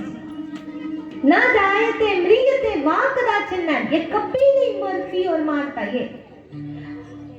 ये शरीर के मर जाने पर न हन्यते हन्यमाने शरीरे, इस शरीर के मारे जाने पर भी आत्मा मरती नहीं है। उसी को आगे समझाते हैं। नैनम छिन्नन्ति शस्त्राणि नैनम दहति पावकः न चैनम क्लेदयन्त्यापो न शोष्यति मारुतः। आत्मा को न शस्त्र काट सकते हैं और न वायु सुखा सकती है, न जल गीला कर सकता है और न ही अग्नि जला सकती है। ये आत्मा का कोई कुछ नहीं बिगाड़ सकता है अर्जुन। तो अर्जुन कहते हैं, अरे आत्मा नहीं मरती कहते हो, लेकिन अगर मैं उनको धनुष बाण मारूंगा तो मर जाएंगे, फिर मेरे पितामह थोड़ी मिलेंगे मेरे को। उनके शरीर को भी जला देंगे, आत्मा भी निकल के चली जाएगी। आप क्यों कहते हो मारो मारो मारो? अब सुनो, अर्जुन को भी क्लियर नहीं हो रहा था, अर्जुन को भी समझ में नहीं आ रही थी ये बात। और ये अर्जुन कौन? हम सब अर्जुन, हमें समझ में नहीं आती। जब भगवान इस धरा पे आते हैं, हम सबको एक ही बात कहते हैं। कौन सी बात कहते हैं पता है? यही कहते हैं कि देह सहित देह के सब धर्मों को भूलो, देह सहित देह के सब संबंध से बुद्धि निकालो और मुझे याद करो। तो हम लोग फिर यही बात करते हैं कि कैसे भूल जाएं, कैसे उनको छोड़ दें, आपको कैसे याद करें, प्रश्न आते हैं हमारे अंदर। तो अर्जुन को फिर समझाते हैं। अर्जुन कहते हैं मैं इनको मारूंगा तो ये मरेंगे ही ना। भगवान कहते हैं अर्जुन, मारने का अर्थ मैं कुछ और बोल रहा हूं, उसको समझो अच्छे से। अच्छा ये बताओ, आप लोग जवाब दीजिएगा कि यहाँ पे भीष्म पितामह खड़े हैं, द्रोण खड़े हैं, क्या ऐसा हो सकता है भगवान बोले कि तू इनका मर्डर ही बोलेंगे ना, क्या बोलेंगे? इसको मर्डर ही तो बोलते ना। बाण से मारो, चाहे जहर दे दो, चाहे गला काट दो, कुछ भी करो, ये मर्डर ही तो है। मार डाल। तो ये मतलब ये सामने खड़ा है जो व्यक्ति, इतना बड़ा ब्रह्मचारी, इतना बड़ा विद्वान, गुरु की और ब्राह्मण है वो, जबकि ब्राह्मण को मारना ब्रह्म हत्या कहलाता है। अब भगवान आके क्या कहेंगे? मार दे, खत्म कर दे। आप सोच के देखो। और इस पे मैं तो सोचती हूँ कि अगर आप तो अभी शांत रहोगे, आप तो कुछ बोलोगे नहीं। क्यों नहीं बोलोगे? क्योंकि आपको मेरी बात भी सही लगती होगी, सही तो बोल रही है दीदी। और दूसरा, आपको ये भी लगता होगा कि मरवाया नहीं तो क्या वहां झूठ लिखा है क्या?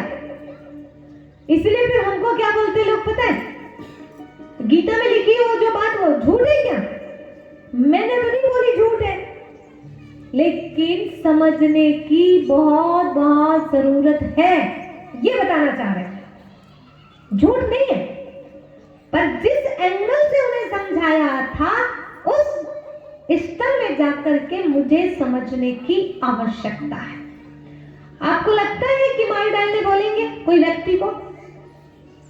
अच्छा, क्या यहाँ पर भीमगढ़ में एक ऐसा व्यक्ति है जो बहुत दुराचारी है, कपटी है, भ्रष्टाचारी है, दुष्कर्मी है, घर की मां बहनों को भी नहीं बख्शता है, इस टाइप का गंदा इंसान है, तो उसका क्या उपाय है? इसका मर्डर कर दो। उसको सुधारना है तो उसका क्या उपाय है? या तो इसको जहर देके मार डालो। क्या ये तरीका सटीक है? ये मर भी जाएगा ना, शरीर मरेगा, ये आत्मा निकल के फिर किसी गर्भ में जाएगी। कौन से गर्भ में जाएगी ये भी पता होना चाहिए। वो गंदे माँ बाप जो माँ बाप बनने जा रहे हैं अभी, लेकिन बहुत गंदी सोच है। दोनों बैठे घर में और गंदी गंदी पिक्चर देख रहे हैं, मोबाइल में, टीवी में, गंदी बात करते हैं, गंदे जगह जाते हैं, गंदा खान पान है। ऐसे गर्भ में जाकर के प्रवेश करेगा वो गंदी आत्मा। इसलिए कभी ये मत समझना कि ये बुजुर्गों के लिए होते सत्संग। अपने गर्भ को जो पावन बनाएगा वो ही देवकुल की आत्माओं को जन्म दे पाएगा। और जितना गंदी सोच रखेंगे ऐसे टाइम पर, उतनी भ्रष्ट आत्मा आपके घर में आएगी। अभी तो अच्छा लगेगा, छोटा बच्चा रहेगा तब, लेकिन जब बड़ा होगा तब उसकी वास्तविकता प्रकट होगी। ठीक है?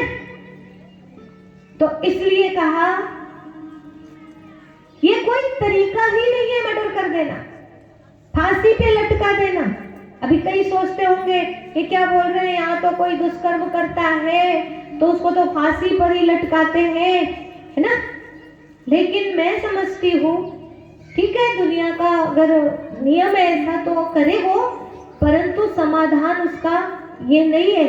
तरीका ये है कि अगर किसी ने ऐसी गलती की है, ठीक है, अब गलती ऐसी क्यों हुई है? क्योंकि उसने उसका खान पान गलत, देखा गलत, सुना गलत, वही जो देखा वो किया, और क्या है ना?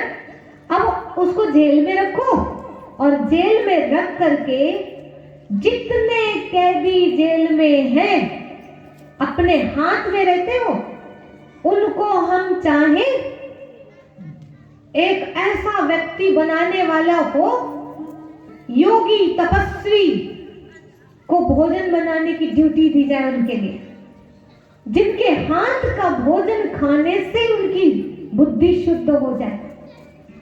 सही है कि नहीं है? एक दूसरा, इनको सुबह शाम गीता पाठ कराया जाए, इनको ऐसे ऐसे विद्वानों के सानिध्य में रखा जाए, 1 साल के अंदर इनकी जिंदगी बदल जाएगी, सब प्रकार का डोज जब मिलेगा तब। लेकिन आज क्या करो, बहुत बड़ी विडंबना है कि जेल जो जाते हैं ना, उन कैदियों से पूछो, जेल में उनको सारी व्यवस्था मिलती है, बीड़ी पीने को मिलता है, गुटखा खाने को मिलता है, सब मिलता है उनको, तंबाकू खाने को। उनसे पूछो कहां से खाते हो भैया? ये हम लोग जाते हैं ना सिवनी में, रोज मुरली सुनाने जाते हैं नगजर में, तो वहां पर बीड़ी की बदबू आती है। हम पूछते कहां से आ रही है बदबू, यहाँ कौन अंदर पीता है? तो कैदी बोलते हम ही लोग पीते हैं। अब क्योंकि वो रोज बैठते हैं तो बात अच्छे से कर लेते हो, कहते हैं हम ही लोग पीते हैं। कहां से आती है? सब मिल जाती है, वही लोग दिला देते हैं। विचार करो क्या हाल है। आज कोई नहीं सुधर पा रहा है, जो उनको ट्रीटमेंट मिलना चाहिए वो मिल ही नहीं रहा। सीधे फांसी पर लटकाना ये समाधान नहीं है। तो क्योंकि अगला जन्म फिर वो दुष्कर्मी बनेंगे, तो उनको आत्मा, शरीर को मारा आपने, आत्मा को थोड़ी मारा। आत्मा जाएगी फिर वही गंदे काम करेगी। तो भगवान थोड़ी बोलेंगे तू ऐसा मार दे, शरीर को मार दे, थोड़ी बोलेंगे। कैसा मार दे तो फिर कौन सी बात है? इसको समझने के लिए एक एग्जाम्पल देती हूं। आप सबको पता होगा कि जब तुलसीदास जी अपनी पत्नी के प्रेम में उसके मायके चल जाते हैं, पत्नी के मायके, और पत्नी अचानक देखती है कि ये इतनी बारिश में, इतने तूफान में, इतनी बाढ़ में भी मेरे पास आ गए। तुरंत कहती है लाज नावत आपको दौरे आयु आप, और धिक धिक ऐसे प्रेम को कहाँ कहूं मैं ना। हाड़ मांस की दे मम तामे ऐसी प्रीत, और तैसी सो सुत राम से होत न भव भय भी। जितना प्यार इस हाड़ मांस की देह से करते हो, इतना प्यार अगर राम से कर लेते तो जीवन नैया पार उतर जाती। ऐसी बात जब करते हैं तो उस समय तुलसीदास जी के अंदर में वो बात चुभ जाती है और वो राम जी की खोज में निकल जाते हैं। और फिर बड़े संत बन के आते हैं। बाद में लोग पूछते हैं, हे तुलसी के तुलसी, तुम कैसे तुलसीदास बन गए? तो क्या कहते तुलसीदास? तुलसी तुलसी सब कहे, तुलसी तो बन की घास, और हो गई जब राम कृपा तो बन गए तुलसीदास। तुलसीदास कैसे बने? राम की कृपा हो गई हमारे ऊपर। बोले कैसे हो गई राम की कृपा? तो बोले ऐसा बाण पड़ा मेरे दिल में जिसकी मार सही ना जाए। बोले कौन सा बाण? बोले हमारी पत्नी ने मारा था। तो कौन सा बाण मारा था? बताओ कौन सा? धनुष बाण था क्या? रत्नावली के पास था? नहीं है। देखो इधर, ये होठ का आकार कैसा है? अपनी होठ का आकार कैसा है? धनुष का। और इसमें से निकलती वाणी, वाणी तो ये बाण है, ये वाणी जो निकल रही है। और ये शब्द भेदी बाण, कौन सा? शब्द भेदी बाण। और ये शब्द भेदी बाण जब पड़ा, अब जवाब देना कि इस बाण से तुलसीदास जी मर गए कि तुलसीदास जी के अंदर का वासना रूपी राक्षस मरा? हाँ, वासना मरी ना, व्यक्ति तो नहीं मरा। हाँ सुनो, ये है धनुष और इससे निकला बाण। ऐसा ज्ञान बाण छोड़ा उन्होंने कि व्यक्ति को नहीं मारा, व्यक्ति की बुराई को मारा।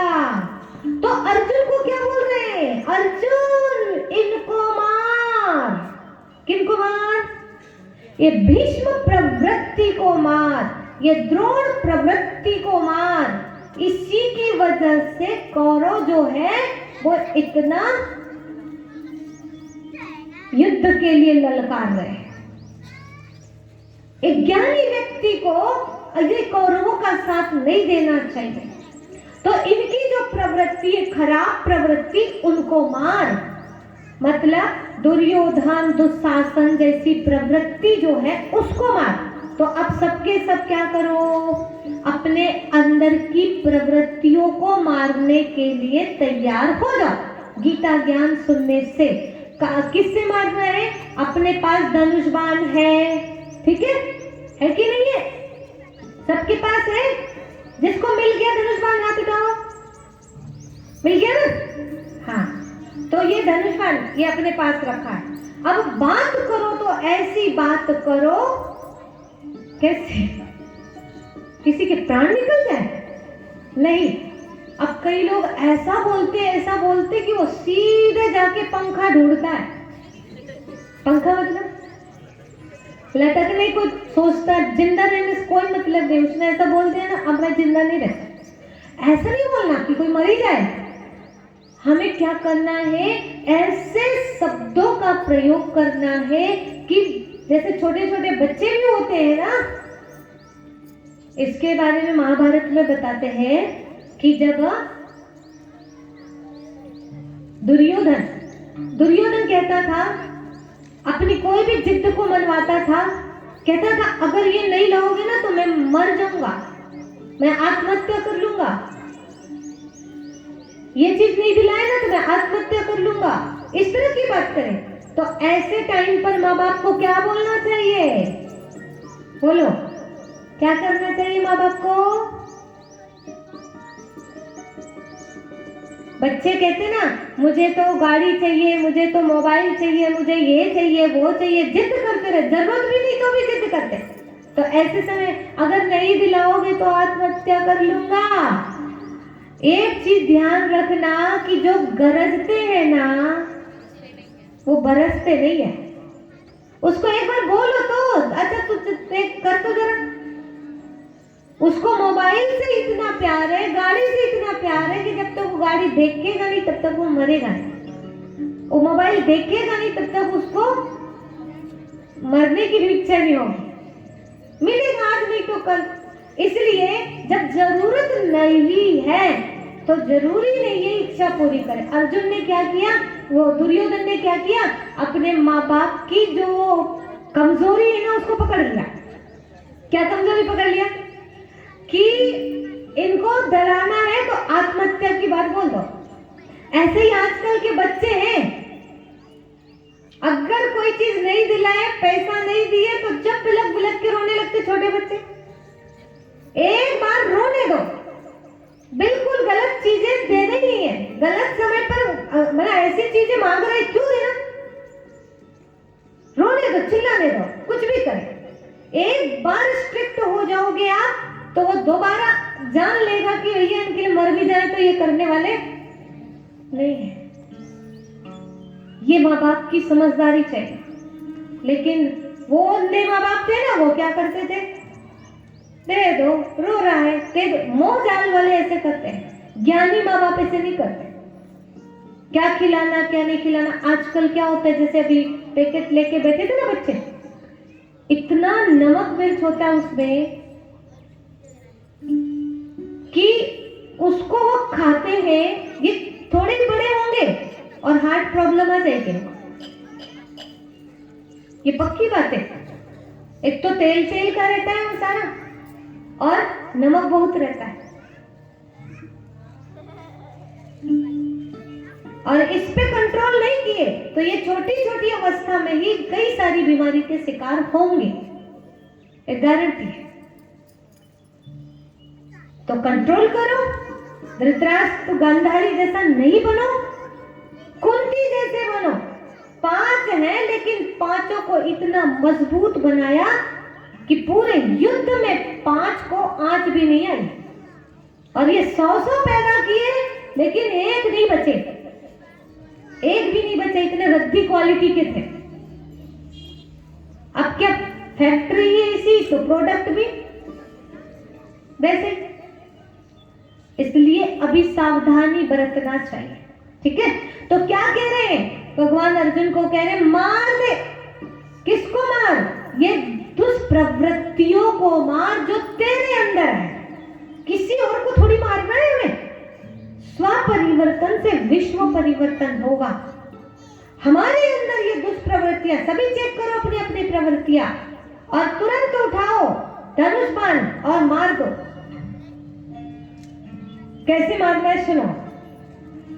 अब अपने उन लोगों को याद करो। अर्जुन क्या कहते हैं? मुझसे नहीं हो पाएगा, केसों में नहीं मार पाऊंगा। तो कहते हैं तुम नहीं मारोगे तो हमारे द्वारा तो पहले से मारे जा चुके हैं। अब मजे की बात है, समझने की बात है। अर्जुन कहते हैं आपके द्वारा मारे जा चुके हैं तो आप ही मारो, आप ही मार देना। मेरे को बीच में डाल के पाप का भागी क्यों बनाते हो? तो कहते हैं अर्जुन तुम मारोगे तो तुम्हें स्वर्ग की प्राप्ति होगी। हतो वा प्राप्स्यसि स्वर्गम जित्वा वा मोक्षसे महिम। अगर तुम लड़ाई करते करते जीत भी गए तो इस धरती के सुख भोगोगे, और लड़ते लड़ते मर भी गए तो भी तुम्हें स्वर्ग की ही प्राप्ति होगी। तो ये कैसे है भाई, मारने से स्वर्ग मिलता है? अगर अभी किसी को मार दे अपन तो क्या मिलेगा? जेल ही मिलेगी और कुछ नहीं मिलने वाला है ना। तो इसीलिए ये क्या, कैसा मारना है जिससे स्वर्ग की अनुभूति होती है? देखो ऐसे मारने बोला जैसे आपके प्रिय संबंधी है कोई। अब भगवान उनको खड़ा कर दिए और कहते तू इनको मार। इनको मार मतलब व्यक्ति को मारने से हमारा कोई उद्धार होने वाला नहीं है, परंतु एक बात ये भी बोल रहे मेरे द्वारा पहले से मारे जा चुके हैं। इतनी सारी बात मैं इसी बात को समझाने के लिए बता रही हूं। मेन पॉइंट पे आ गए हैं, अब पूरा ध्यान इधर। मेरे द्वारा पहले से मारे जा चुके हैं। अर्जुन कहते हैं मारे जा चुके हैं, ये क्या बोल रहे हो आप? कहते हाँ अर्जुन, इनकी एक्सपायरी डेट मेरे तरफ से नोट हो गई है। समझ में? कोई भी चीज आप खरीदते हो उसकी एक्सपायरी डेट रहती कि नहीं रहती? हाँ, एक मैन्युफैक्चरिंग डेट रहती है और एक एक्सपायरी डेट रहती है। तो जिस दिन बनाए थे उसी दिन लिख देते हैं, इतने दिन में ये मर जाए, कोई काम कर नहीं रहेगा, ठीक है। ऐसे ही गीता में कहा है दूसरे अध्याय में, जातस्य ही ध्रुवो मृत्यु ध्रुवम जन्मतस्य च तस्माद् परिहारे अर्थे ना तुम सोची तुम अर्षि। जिसका जन्म हुआ है उसकी मृत्यु निश्चित है, और जिसकी मृत्यु हो गई उसका जन्म भी निश्चित है। इस विषय पर शोक नहीं करो, ये भगवान कहते हैं। मतलब ये सब जो बैठे हैं ना, ये सब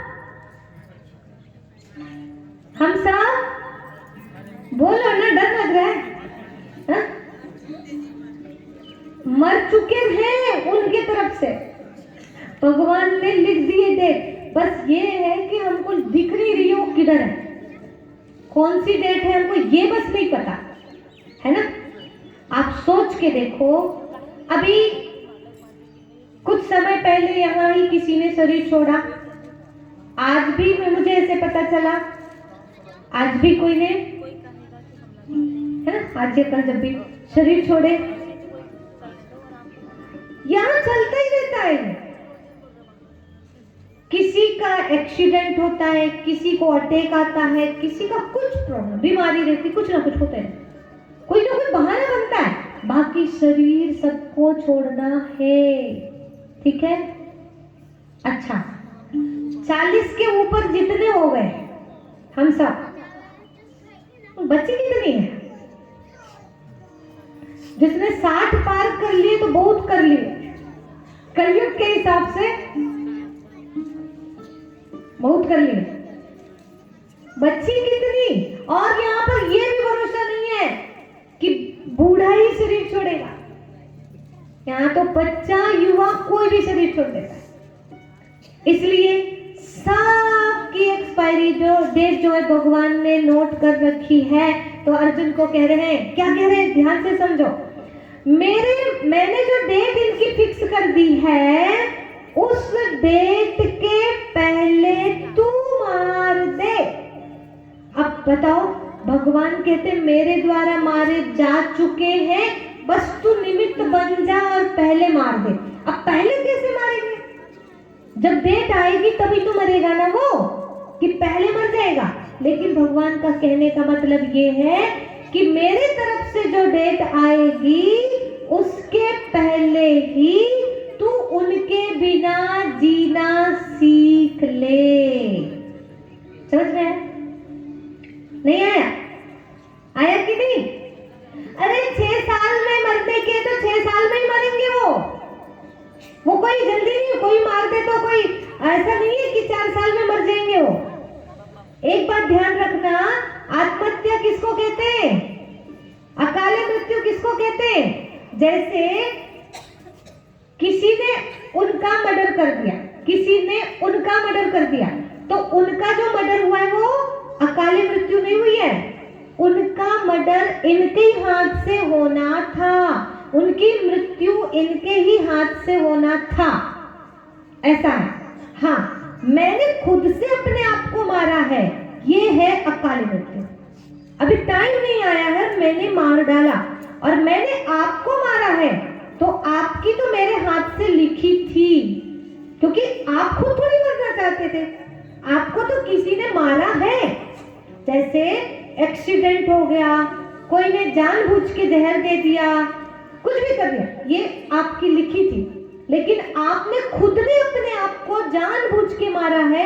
अगर आप जहर नहीं खाते तो आप नहीं मरते। सही है कि नहीं है? तो ये है अकाल मृत्यु। भगवान ऐसे मारने को नहीं कह रहे। क्या कह रहे भगवान? तू क्या कर, इनकी डेट जब आएगी ये तब ही मरेंगे, ये गारंटी है। अब तब ही मरेंगे तो फिर कैसे मार? वो तो डेट आएगी तो मर ही जाएंगे ना, फिर कैसे मारेंगे? तो कह रहे मेरे मारने के पहले मार दे, निमित्त बन जा। इसका मतलब ये कि आपके घर वाले जिनको आप बहुत प्यार करते हो वो 6 साल बाद मरने वाले हैं, और आप अभी 6 साल के पहले ही उनके बिना जीना सीख लो, ताकि 6 साल के बाद उनके बिना रहने में आपको तकलीफ ना हो। वो 6 साल जो बचा है उसमें आप प्रैक्टिस कर लो उनके बिना रहने की। मतलब मार्केट नहीं जाते थे तो मार्केट जाना सीख लो, सामान लाना नहीं बनता था तो वो भी सीख लो, और हर प्रकार की बातें आपको आनी चाहिए। कई तो अपने पति के सहारे रहते हैं, उनको कुछ भी नहीं आता, उनके जाने के बाद उनकी हालत पूरी खराब हो जाती है। होती ही नहीं होती है, दर दर के धक्के खाने पड़ते। यहाँ तक कि कई लोग ऐसे होते हैं, अगर इनका पति ने शरीर छोड़ दिया तो उनको ये घर वाले बोलते जाओ आप, उनको ना प्रॉपर्टी देते ना कुछ देते। कई घरों में ऐसा होता है, निकाल देते हैं। अब वो कहाँ जाए, क्या करे? अपने पांव पे खड़े हो जाओ, सबके बिना जीना सीखो। सबसे अच्छा पति वो जो अपनी पत्नी को अपने पांव में खड़ा करके ही मरे। उसको ऐसे छोड़ के ना जाए।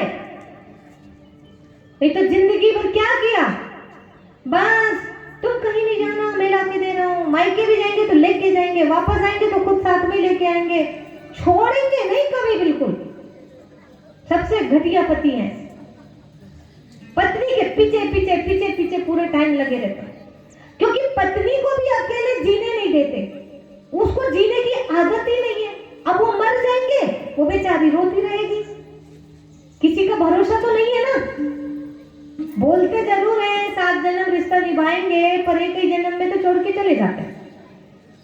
पत्नी का भी भरोसा नहीं है, पति का भी भरोसा नहीं है, और बच्चों का नहीं है, और किसी का नहीं।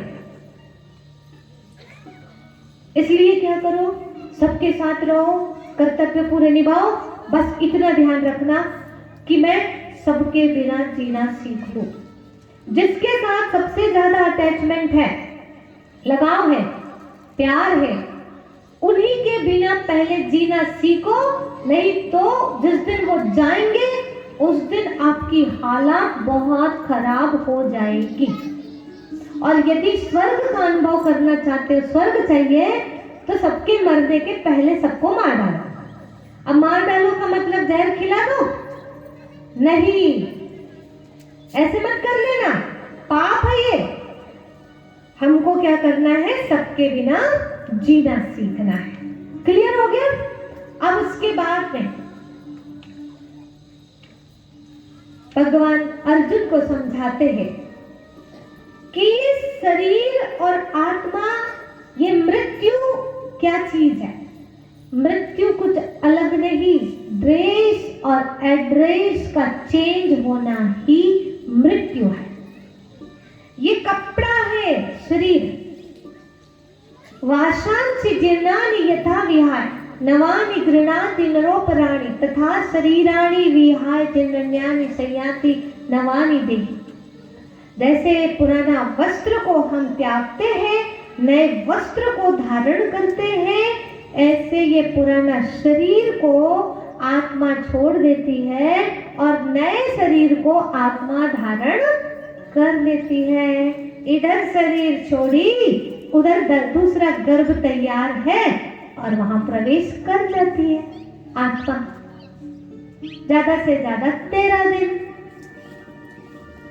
दिन के बाद प्रवेश कर जाती है। ऐसे हमारी संस्कृति में बताया है कि 13 दिन तक आत्मा उसी घर में, जब तक वो पूजा पाठ करके पूरा कर्म बंधन चुकतू नहीं करते, तो वो आत्मा उस घर के आसपास ही मंडराती रहती है। और फिर जब 13वीं हो गई, भगवान को अर्पित कर दिए, 13 कर दिए, वो वहां से चली जाती है, दूसरे शरीर में जाके प्रवेश कर जाती है। इधर भी शरीर तब छोड़ती है जब उधर नया गर्भ तैयार हो जाता है 4-5 महीने का, और फिर जाके उसमें प्रवेश करती है। बड़ी सेटिंग से शरीर छूटता है, इसीलिए तो कई बार कोमा में पड़ेंगे 15 दिन, महीने भर, क्योंकि उधर तैयारी नहीं हुई है। इधर बॉडी पूरी खराब हो गई है पर आत्मा निकल ही नहीं रही है, क्योंकि उधर तैयारी नहीं हुई है। इसी आधार पर शरीर छोड़ना पड़ता है।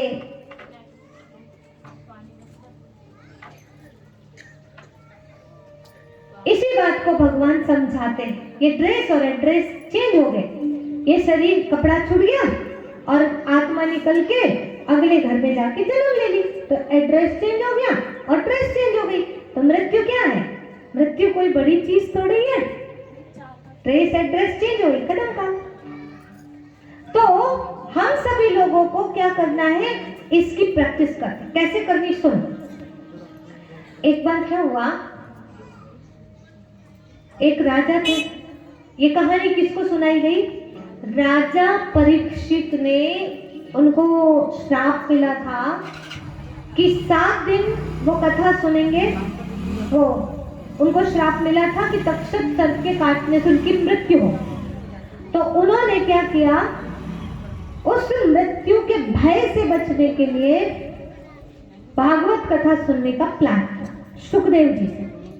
सुखदेव जी के पास जाते हैं और कथा सुनते। पूरी कथा सुन के हो गई, 6 दिन पूरे हो गए। अब 7वां दिन आ गया। कहते अभी तक भी मुझे सत्य का ज्ञान नहीं हो पाया, जन्म मृत्यु का बोध नहीं हो पाया, तो फिर सुखदेव जी उनको एक कथा सुनाते, कहानी सुनाते। आप ध्यान से सुनना। उन्होंने कहा कि एक बार क्या हुआ, देखो कहानी में कहानी आ रही। एक बार क्या हुआ, एक राजा था। वो राजा शिकार करने के लिए गया और वहां पर एक बहेलिया, ये बहुत अंदर चले गए थे घने जंगल, और रास्ता समझ ही नहीं आ रहा था, रात हो गई। तो एक बहेलिए की कुटिया मिली, दीपक जलता हुआ देखे तो वहां चले गए, और जैसे कुटिया में गए इतनी बदबू आ रही थी। वहां पे ऐसे जानवरों का मांस टंगा हुआ था, हड्डियां टंगी थी, कोने में इधर हड्डियां पड़ी थी, वही कोने में मलमूत्र का स्थान बना रखा था, छोटी सी तो कुटिया थी और बदबू से भरी पड़ी थी। वहां वो बहेलिया था, परंतु जंगली जानवर, रात हो रही थी, अब जंगली जानवरों का भय था। क्या करूं, कहां जाऊं? बहेलिए से बोला कि क्या रात भर आप मुझे यहाँ पर शरण दे सकते हो? उन्होंने कहा नहीं, मैं यहाँ किसी को नहीं रोकता। बोले वैसे क्यों नहीं रोकना चाहते आप? तो बोले यहाँ पर कोई भी आता है ना, वो यहीं का हो जाता है, फिर जाता ही नहीं है, इसीलिए मैं चाहता हूं कि तुम यहाँ ना रहो। उन्होंने कहा इतनी अच्छी कुटिया तो है नहीं जो यहाँ के हो जाए, यहाँ कोई खुशबू तो आ नहीं रही है, बदबू से तो भरा पड़ा है, कौन रहना चाहेगा? वो तो मेरी मुसीबत है कि अभी जंगली जानवर खा जाएंगे मुझे, कैसे भी करके यहाँ रहना है। तो बोलते नहीं नहीं नहीं, यहाँ मैं किसी को नहीं रख सकता। बहुत मिन्नतें मांगे तब जा करके कहते चलो ठीक है, तुम कल सुबह निकल जाना बिल्कुल यहाँ से। बोले तुम्हारे बोलने के पहले ही निकल जाऊंगा मैं। और वो रात भर वहां पर रहे। रहने के बाद में सुबह, अब वो जा ही नहीं रहे राजा, वो बोलता है बहेलिया निकलो अब जाओ, वो निकलता ही नहीं है, वो वहीं फंस गया, जाने का उसका मन ही नहीं है। इतनी कहानी सुनाया। उसके बाद परीक्षित जी से पूछते हैं सुखदेव जी, बोले क्या वो राजा को ऐसा करना था, वहां रहना था? तो परीक्षित जी कहते हैं नहीं, कितना अजीब सा राजा, मैं तो सबसे पहले जानना चाहता हूँ कि वो राजा था कौन जो वहां रहना चाहता था उतनी गंदी जगह में। तो बोले वही है राजा परीक्षित, जिसको कहानी सुना रहे थे ना, परीक्षित को सुना रहे थे ना सुखदेव जी। तो सुखदेव जी कहते हैं मैं परीक्षित की ही कहानी सुना रहा हूं। तो बोले मैं? हाँ। बोले तुम्हारी कहानी? बोले मैं कहाँ ऐसी गंदी कुटिया में? बोले अच्छा ये बताओ तुम मुझसे क्या समझना चाह रहे हो? 6 दिन से तुमको यही श्राप मिला है ना कि ये शरीर छोड़ना है, 7 दिन में तुमको ये शरीर छोड़ना है। तुम शरीर छोड़ना नहीं चाहते हो। ये शरीर क्या है? पंच तत्व की कुटिया है, इसी के अंदर मल मूत्र के लिए सब सेटिंग है नहीं? सब कुछ इसके अंदर भरा पड़ा है, हड्डियां भी है, मांस भी है, खून भी है। जिस चीज को हम बाहर देख नहीं पाते वो सारा का सारा अंदर है कि नहीं है? जो बदबू बाहर हम ठीक नहीं लगती वो सब अंदर है। और तुम राजा हो, तुम इस कुटिया में जो चिपके जो आए, तुम इस कुटिया से निकलना नहीं चाहते हो। अरे भागो ना, निकलो ना इधर से बाहर, क्या इसमें फंसे हो? इससे बाहर के सुख को भी तो देखो, स्वतंत्र पंछी बन के तो देखो। जब उसको समझाते हैं, इतनी सारी कथा कहानी सुनाए, उससे समझ में नहीं आया, पर ये वाली कथा से राजा परीक्षित का मोह खत्म हो गया। और उन्हें ज्ञान हो गया कि मैं कहाँ फंसा पड़ा हूँ। और ऐसा नहीं कि भागवत सुनने के बाद उनको मौत नहीं आई, वही 7 दिन में ही आई, वही तक्षक सर्प के काटने से आई। वो फल खा रहे थे, फल के अंदर ही वो सर्प जो है कीड़े का रूप लेके आया और काट दिया। परंतु उसके काटने से राजा परीक्षित को कोई फर्क नहीं पड़ा। ज्ञान सुन लेने वाला व्यक्ति, गीता ज्ञान समझने वाला व्यक्ति इतना नष्टो मोह बन जाता है इस देह से और इस देह की दुनिया से। कोई भी व्यक्ति से इतना अटैच नहीं रहता कि उसको छोड़ने में उसे तकलीफ हो। इस शरीर से इतना अटैच नहीं रहता कि इसको छोड़ने में उसे तकलीफ हो। और कोई भी चीज छोड़ना पड़े उसे, चाहे बोले कि ये घर छोड़ दो, छोड़ने को तैयार, आश्रम छोड़ दो, छोड़ने को तैयार, जिस चीज को छोड़ने को बोले छोड़ने को तैयार, चिपका नहीं रहेगा।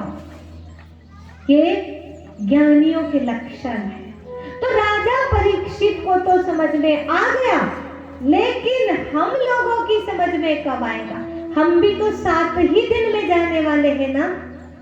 यही बात अर्जुन को समझाया जा रहा है। अचानक अर्जुन को मोह जाग जाता है। कहते कुतस्त्वा कस्मलविदं विस्मये समुपस्थितम अनार्य दुष्टम अस्वर्ग्यम अकीर्तिकरम। अर्जुन, तुझे अचानक असमय ये मोह कहां से आ गया अर्जुन, जो न स्वर्ग की प्राप्ति कराएगा न कीर्ति को देने वाला है? क्यों ऐसा कर रहा है? न मोह जागृत हो गया अचानक, पूरा ज्ञान सुनाते हैं और नष्टो मोह बनाते हैं। आप सब कहां से आए हो? बोलो, कहां से आए हो? हाँ? कहां से? भीमगढ़ से आए? भीमगढ़ जो है ना, ये हमारा टेम्पररी एड्रेस है। हमारा परमानेंट एड्रेस कहाँ है? कह के तो ऊपर से आए हैं, ऊपर जाना है, बोलते नहीं बोलते? तो आप लोग कहां से आए हो? ऊपर से आए, भगवान के घर से आए। तो ये क्या है? आपका घर है क्या? ये चिड़िया रैन बसेरा है, ना घर तेरा ना घर मेरा, ये मुसाफिर खाना है। अभी सुन भी लेंगे, सुनने के बाद भी पता है, सुनने के बाद भी अच्छा रट भी लेंगे, फिर कहेंगे अरे ये कोई अपना घर थोड़ी चिड़िया रैन बसेरा। अच्छा, अचानक खबर मिली वो फलाने का एक्सीडेंट हो गया, वो मर गया, वो ऐसा हो गया, जैसे मिली ऐसा कैसे हो गया? भगवान को भी शर्म नहीं आई, उसको तो बचाना था, उसने मदद क्यों नहीं किया?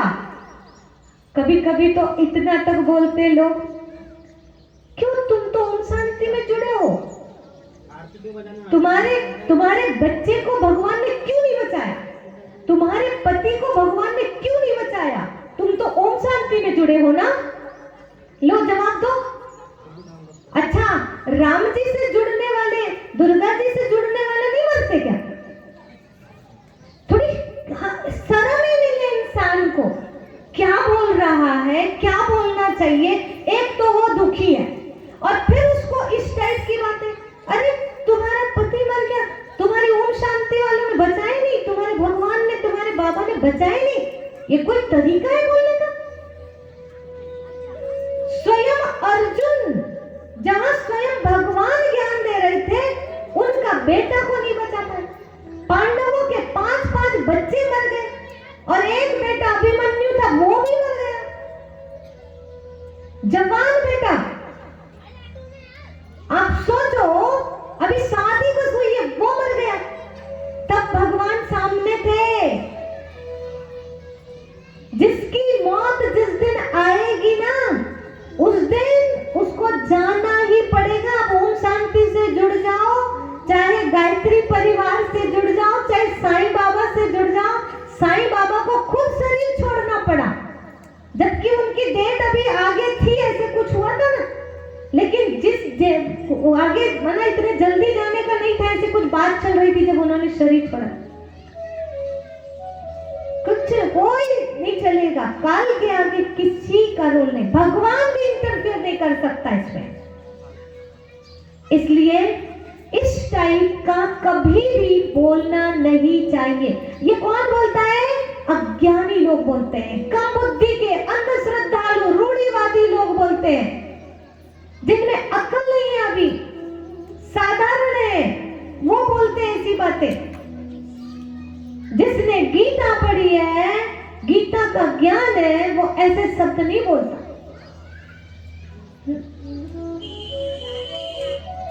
जितने भी लोग मरते हैं क्या सब ओम शांति वाले रहते हैं क्या? चेक कर, फिर ऐसे कैसे बोल देते? तो क्या है, आज के समय में लोगों को बोलने को बस चाहिए, क्या बोल रहे वो तो पता ही नहीं रहता, बस बोलना है हमें। तो यहाँ पर ये समझाया जा रहा है कि ये आना जाना ये सब चलता ही रहता है, और बोलने वालों की भी गलती नहीं है, पर अभी उस लेवल पर, उस स्तर पर नहीं आए हैं, इसलिए ऐसी बात करते हैं। जैसे वो बच्चा है ना, बच्चे को क्या चाहिए? अब छोटा बच्चा है ना, वो फल्ली दाना ही को खा लेता है, उठा उठा के खा लेता है। अब बड़े हो जाते हैं तो फल्ली दाना पड़ा है तो हम नहीं खाते, है कि नहीं है? छोटे रहते हैं कुछ भी खेलते रहते हैं, बड़े हो जाते हैं तो ये सब में मन नहीं लगता। तो ऐसे ही नादान है तब तक ऐसी बातें करते हैं, और जिस दिन समझदारी आ जाएगी उस दिन ऐसा कभी नहीं बोलेंगे। इसलिए बोलने वाले को भी ऐसा सोचना चाहिए, नादान है, उस पर गुस्सा नहीं करना चाहिए। भले उम्र बड़ी है पर समझ के हिसाब से नादान, ठीक है? तो इस तरह से परमात्मा आत्मज्ञान देते हैं। अब आपसे मैं बोलूं कि आप कौन है, तो क्या जवाब है? ये जो शरीर है हमारा पंच तत्व का, इस पंच तत्व के अंदर बैठी आत्मा। राजा जनक को ज्ञान हुआ, सपना देखा उन्होंने कि मैं भिखारी बन गया, तो फिर उन्होंने सपना से जब जागे, अभी टाइम कम है इसलिए मैं कहानी को शॉर्ट में समझा रही, ठीक है? तो सपने से जब बाहर आए तो उनको लगा कि मैं तो राजा हूं, और मैं अभी क्या देख रहा था? भिखारी बन गया हूं। तो मैं भिखारी हूं कि मैं राजा हूं, सोचने लगे। तो फिर क्या हुआ, उन्होंने विद्वानों को बुलाया और विद्वानों से पूछा। सारे विद्वान से तो नहीं समझ में आया, लेकिन अष्टावक्र ने जो ज्ञान दिया, अष्टावक्र से पूछा मैं भिखारी हूं कि मैं राजा हूं, तो कहा कि ना आप राजा हैं ना आप भिखारी हैं। तो बोले फिर मैं कौन हूं? तो कहा कि भिखारी जो थे वो थोड़ी देर का सपना था आपका, थोड़ी देर का, 10 मिनट का, 10 मिनट तक देखा था सपना में, मैं भिखारी बन गया। लेकिन अभी जो राजा देख रहे हो अपने आप को, ये और 10-20 साल का सपना है, बाकी था वो भी सपना और है ये भी सपना। ऐसे ही हम लोग जो अभी जीवन देख रहे हैं अपना, तो ये भी आप किसी की दादी हैं, किसी के पिताजी हैं, किसी की माताजी हैं, है ना? तो आप कितने दिन के लिए हो?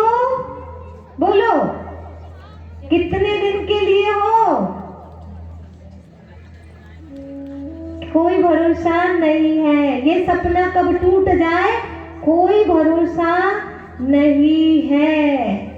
सपना है ना ये, तो इसलिए परमानेंट मत समझो,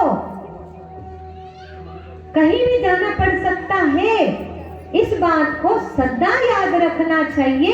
यही गीता ज्ञान का सार है। इसी के लिए हमारे धर्म में क्या किया जाता है, ये सब परंपराएं बनाई जाती। कौन सी परंपराएं? जैसे कि यहाँ पर कलश रखते हैं, है ना, दीपक जलाते हैं, कोई भी कार्यक्रम की शुरुआत में दीप जलाते हैं, और नवरात्रि में 9 दिनों तक कलश रखा जाता है, और ऊपर नारियल रखे जाते हैं। ये सब क्यों? इसको जिसने समझ लिया तो ये समझ लेना कि उसने आत्मा का ज्ञान प्राप्त कर लिया। कैसे? आइए ध्यान से समझिए, ये रहस्य को समझ के फिर हम पूरा करेंगे। तो ये कलश जो आप देख रहे हैं ना, ये कलश मिट्टी का है और हमारा शरीर काहे का है? मिट्टी का। मिट्टी के बने, मिट्टी में मिल जाएंगे, बोलते कि नहीं? तो ये मिट्टी का शरीर है और वो मिट्टी का कलश। अब कलश में गर्दन होती है, इस मिट्टी के शरीर में भी गर्दन है। उस गर्दन में ऐसे माला पहना देते हैं, ठीक है? अपने गर्दन में भी माला पहना देते हैं और उसके ऊपर 5 पत्तियां निकाल देते हैं। ये गर्दन के ऊपर 5 ज्ञानेंद्रियां हैं, आंख, नाक, कान, मुख और त्वचा। ये 5 ज्ञानेंद्रिय का प्रतीक है। फिर उसके ऊपर नारियल रख देते हैं। तो ये अपने ऊपर ये सिर खोपड़ा, उसको भी तो खोपड़ा बोलते हैं ना, नारियल को क्या बोलते हैं? खोपड़े का तेल बोलते हैं कि नहीं? तो जो खोपड़ा है वो ये सिर का प्रतीक है वो, ठीक है? अब उसमें जटाएं रहती है, इसमें भी जटाएं रहती है। उसमें जटाओं को हटा के देखोगे तो 3 आंखें मिलेंगी, 2 आंखें खुली और एक गोल रहती है, बीच में बंद रहती है वो। इसका मतलब ये 2 आंखें हमारी भी खुली हैं और इसमें ये तीसरी आंख जो है ये बंद है हमारी। उन 2 आंखें में लकड़ी भी डाल दो, खीले भी डाल दो तो कुछ नहीं होगा, हार्ड रहती है। और वो बीच वाली जो आंख है उसमें थोड़ी सी लकड़ी बस डाल दो आप, अंदर जो मटेरियल है वो दिखने लगता है। नारियल के अंदर का मटेरियल दिखने लगता है, समझ में? अंदर जो है ना गिरी बोलते हैं, वो अंदर की गिरी दिखाई देने लगती है, करके देखना। ऐसे ही ये दोनों आंखों को फोड़ भी डालोगे तो आपको अंदर वाली आत्मा दिखाई नहीं देगी। लेकिन जब तीसरा नेत्र खुला, बुद्धि रूपी नेत्र, ज्ञान चक्षु खुला और आपको अंदर की आत्मा के दर्शन होने लग जाएंगे। जैसे वहां पर वो भेली जो होती, गिरी जो होती, वैसे गोल अंडाकार होती है। ऐसे ही यहाँ पर हम टीका लगाते हैं, ऐसे जैसे ज्योति जल रही हो ऐसा टीका लगाते हैं। ये किसका प्रतीक है? ये यहाँ पर एक ज्योति आत्मा जल रही है, उसका प्रतीक है। ये नारियल खोपड़ा है, बाहर से हार्ड हिस्सा हमारा सिर है, उसके अंदर सॉफ्ट सॉफ्ट वो आत्मा है। ऐसे ही नारियल का हार्ड हिस्सा ऊपर, उसके अंदर सॉफ्ट जो गिरी है, ठीक है? अच्छा, नारियल जब तक नारियल है तो मेरा है, ये मेरा नारियल, ये मेरा नारियल। उसको तोड़ दिए, उसके अंदर की गिरी निकल गई, अब उसको भगवान को चढ़ा दिए और कहते हैं अब ये भगवान का प्रसाद है, अब सबको बांटते हैं। यानी जब तक आप शरीर के भान में रहोगे तब तक मेरा बेटा, मेरी बेटी, ऐसे। और जैसे वो गिरी निकल गई, आत्मा निकल गई, तो कहते भगवान का हो गया, भगवान का प्यारा हो गया। सब जब तक शरीर में है तो मेरा मेरा, और शरीर से निकल गया तो किसका हो गया? भगवान का हो गया, ठीक है? तो इसलिए जब जब घर में समस्या आती है तो कहते हैं वो फलाने मंदिर में जाओ और नारियल तोड़ के आओ, वो फलाने झाड़ के नीचे जाओ, नारियल तोड़ के आओ, बोलते हैं कि नहीं? तो वो सिद्ध स्थान है, वहां नारियल चढ़ा के आओ। इसका मतलब ये है कि आप जो है, यहाँ ध्यान से देखो, एक नारियल वाला कलश है और एक नारियल के ऊपर दीपक जलाते हैं, वैसे ही रहता है वो भी, पर उसके ऊपर दीपक रहते हैं। तो एक है नारियल और एक है रियल, समझ में आया? एक नारियल और एक है रियल। एक सही नहीं है, वास्तविक नहीं है, और एक वास्तविक है। कैसे? ये खोपड़ा नहीं है, हम खोपड़ा के अंदर बैठी आत्मा ज्योति है। तो दोनों में क्या अंतर है? एक अज्ञान का प्रतीक है, एक ज्ञान का प्रतीक है, एक अंधकार का प्रतीक है और एक प्रकाश का प्रतीक है, एक मृत्यु का प्रतीक है और एक अमरत्व का प्रतीक है। इसलिए ये यात्रा में ऐसे लेके चलते हैं, कलश के ऊपर नारियल लेके, कि ये यात्रा है यज्ञ की, और ये यात्रा बता रही है कि अंधकार से प्रकाश की ओर चलने के लिए हम यज्ञ कर रहे हैं। ये देह से, ये खोपड़ा से आत्मा तक पहुंचने के लिए ये ज्ञान दिया जाएगा। हे गांव वालों, चलो, तुम भी चलो, तुम भी चलो, तुम भी चलो, ऐसे यात्रा निकालते हैं वो कलश लेकर के और सबको यहाँ आने का निमंत्रण देते हैं। तो ये आत्म ज्योति जलाने का प्रतीक है। इसीलिए जब भी आरती करते हैं तो उस समय थाली में आरती रखते हैं और दीपक जलाते हैं और यूं घुमाते हैं।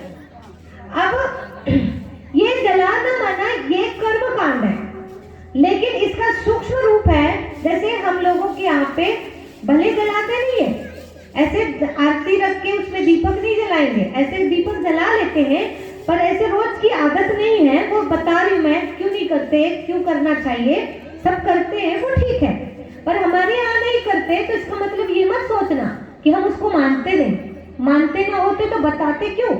उसका अर्थ ये है कि आपने पूरा ज्ञान सुन लिया, आज की कथा हो गई, अब लास्ट में आरती। उसका मतलब क्या है? पूरी कथा सुनने के बाद यही पता चलता है आप शरीर नहीं हो, आत्मा हो। अब सब अपने अपने स्थान पे सब लास्ट में खड़े होते हैं और सबकी आत्मा, सब दिया लेते हैं, ज्योति जलाते हैं और बस वो ज्योति लेकर के यूं करते रहते हैं। उसका मतलब ये है रियल में होना चाहिए। ऐसे पहले के साधु पुरुष जो करते थे कि वो ज्योति सामने जल गई, एकदम स्थिर बैठ गए या खड़े हो गए और उस ज्योति को देख रहे हैं, और ज्योति को देखते देखते देखते देखते अपनी ज्योति याद आ जाए और ये ज्योति जल जाए। और सत्य बताऊं आपको, जब तक ये हाथ की चीजें छूटेंगी नहीं तब तक अंदर की ज्योति जलेगी भी नहीं। ये पहली स्टेज है। जैसे बच्चों के लिए होता है ना, A for apple, B for ball, ये चीजें धीरे धीरे क्या होता है, ये करते रहो, इसको करने को मना नहीं करते, लेकिन जब कोई सिद्ध पुरुष होता है ना तो वो ये करने के लिए दूसरे लोगों को रखता है। आपने देखा होगा, पहले वो खुद कर्मकांड करते, फिर वो धीरे धीरे आगे बढ़ते हैं ज्ञान की गहराई में, तो वो ये करने के लिए दूसरों को रखते हैं और खुद जो है वो ध्यान साधना की तरफ ज्यादा मुड़ जाते हैं, क्योंकि उनको पता है ये जितने कर्म कांड कर रहे हैं ये यहाँ की ज्योति जलाने के लिए है और परमात्मा से मिलन मनाने के लिए है। अब जैसे मैंने अगर ज्योति नहीं जलाई तो आप लोगों का मूड खराब हो जाएगा।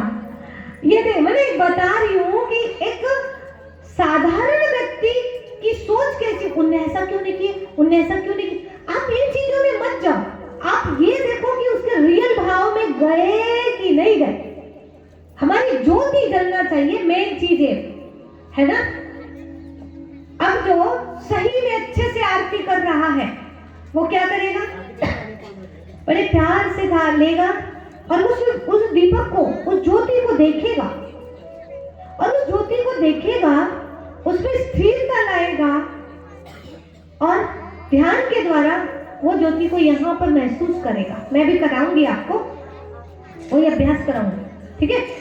तो वो हलचल में नहीं होगी, वो अनुभूति हलचल में नहीं होती है। इसलिए मैंने बोली कई बार कि आप बिल्कुल स्थिर रहो, शांत रहो और फिर उस ज्योति को अंदर में सारे खड़े हो जाओ। जैसे उसमें नवरात्रि में 108 कलश होते हैं, मंदिरों में नहीं रखते 108 कलश, 1008 कलश, कितने कितने कलश रखते, पूरे गांव वाले अपने अपने तरफ से रखवाते हैं। और फिर जब सबकी ज्योति जलती है तो क्या देखने लायक होता है। वो किसका प्रतीक है? जैसे ये बैठे माताएं सब ऐसे, सीधे भाई बैठे ऐसे। अब ये सब को अगर आप दृष्टिकोण बदल के देखना, अभी तक हमने आत्मा की बात खूब करें, दूसरा अध्याय पहला अध्याय की चर्चा करें, अब आत्मा आत्मा की बात करते करते क्या होता है, ये शरीर दिखना बंद हो जाए और इन शरीरों के अंदर जो ज्योति जल रही जिसकी वजह से आप अभी बैठे हो, अगर वो निकल जाए तो वही लुढ़क जाएगा उस शरीर, है ना, जिसकी वजह से आप खुद उठ जाओगे। अगर वो निकल जाए तो इसी को उठाने के लिए 4 लोग लगेंगे, है ना। वो शक्ति है ना आपके पास, शरीर में है, तो पता नहीं किस दिन शरीर छोड़ देंगे हम लोग। जिंदा रहते रहते उसको पहचान लेना चाहिए ना। कितना टाइम बचा है क्या पता, तो आप बताओ मुझे, पहचान लेना चाहिए कि नहीं? हाँ, एक इंसान को पहचान लेना चाहिए। बुद्धिमान है वो, इसलिए कहते हैं पशु को क्या चाहिए, केवल भोजन, और इंसान को भोजन और भजन, 2 चीज चाहिए। इंसान होते भी आत्म तत्व को नहीं पहचाना, फिर किस काम का जीवन हमारा। तो अगर हमको इसका अनुभव नहीं है आत्मा का, तो रोज मेडिटेशन करो। आपको नहीं आता, उसी के लिए तो सेंटर खोलते। अब जैसे सेंटर खोलते ढेर सारी अफवाह फैला देते। कौन सी? ये तो दीपक ही नहीं जलाते। दीपक से कोई परहेज थोड़ी है, परहेज नहीं है, ये कोई पाप थोड़ी है दीपक जलाना। हमको दीपक से कोई परहेज नहीं, हम जलाते भी हैं, कभी कभी भी जला लेते जब ऐसे कोई त्योहार आ जाते, कुछ होते, लेकिन वहां लाइट तो जलती, दीपक की जगह लाइट जल गई, कौन सा अंतर आ गया? अब वहां क्या कर रहे हैं, हम लाइट में ध्यान केंद्रित कर रहे हैं कि ये जैसे बिंदु है, उसको देखते देखते देखते देखते शरीर का भान भूलते हैं कि इंद्रियों को ढीला छोड़ते छोड़ते हम यहाँ पर केंद्रित हो जाते हैं, मैं आत्मा। गीता में बताया, प्रयाण कालीन मनसा चलेन, मतलब अंत समय में हमारा ध्यान जो है वो यहाँ केंद्रित हो जाए, भ्रकुटी के बीच में। इसीलिए यहाँ पर तिलक लगाया जाता है कि हम एक दूसरे को देखें, तो हमारा ध्यान जो है वो एक दूसरे के मस्तक पर चमकती हुई आत्मा ज्योति को हम देखने लग जाए। ठीक है ना। तो अब सभी अभी ध्यान के समय, आरती के समय आज खास सभी यही अनुभव करेंगे। कौन सा अनुभव? कि ये जितने शरीर हैं ये सब नश्वर हैं, ये सब शरीर नश्वर हैं, ये कभी भी खत्म हो जाएंगे। इन शरीरों में जगमगाती ज्योति को देखना है मुझे। किसको देखना है? इन शरीरों में जगमगाती ज्योति। और ऐसा लगने लगेगा जैसे कि कलश जो है, कलश यहाँ पर सारे के सारे वो कलश बैठे हैं और इनके ऊपर में आत्मा ज्योति जल गई है। कैसा लगेगा वो नजारा? हाँ, बहुत अच्छा लगेगा ना। तो आप सबको अभी वो प्रैक्टिस करने चले, शुरू करें। सुबह शाम दिया बाती कौन कौन करते घर में आते तो करते हैं? चलिए, इसमें पास हो गए। अब दिया बाती करना तो क्या करना वो बता दें, कैसे करना है। मैं तो कहती हूँ उतना ही तेल डालना जितनी देर बैठ सको। क्यों? क्यों? क्योंकि हमारे काम आना चाहिए वो। अब दीपक जलाओ, बैठ जाओ, याद दो सभी, दीपक जलाओ और बैठ जाओ। अब सामने दीपक को जलता हुआ देखो। अब कैसे करना है आओ मैं आपको बताती हूँ, कराती हूँ, ध्यान के साथ साथ ही करा देती हूँ। चलो सभी ध्यान में बैठ जाइए।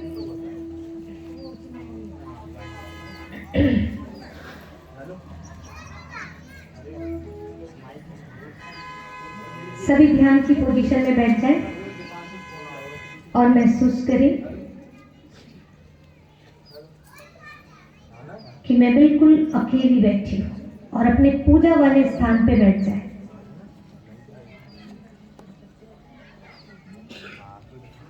और अपने इष्ट देव के सामने एक ज्योति जला लीजिए। कोई हलचल नहीं, कोई आवाज नहीं, बिल्कुल शांत बैठ जाए और आपके पूजा वाले स्थान पर आपके इष्ट देव के सामने आप प्यार से बैठ जाए, दीपक जलाकर।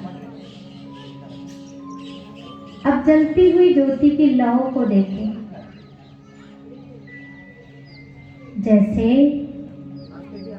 मेरे सामने मिट्टी का दिया रखा है,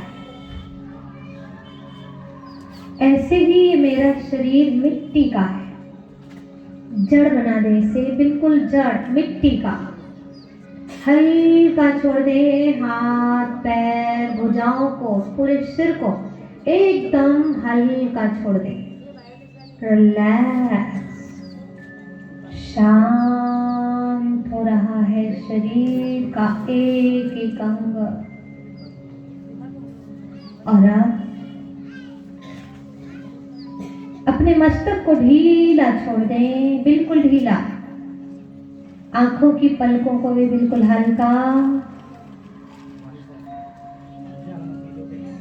अब ये शरीर मिट्टी का बन चुका है, जड़, हिलना डुलना बंद, एकदम शांत। और अब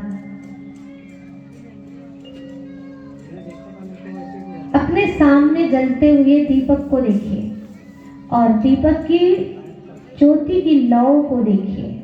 ध्यान से देखिए ज्योति की लौ। और जैसे जैसे मैं ज्योति की लौ को देख रही हूँ, वो ज्योति दिया से ऊपर उठ रही है और मेरी ओर आ रही है।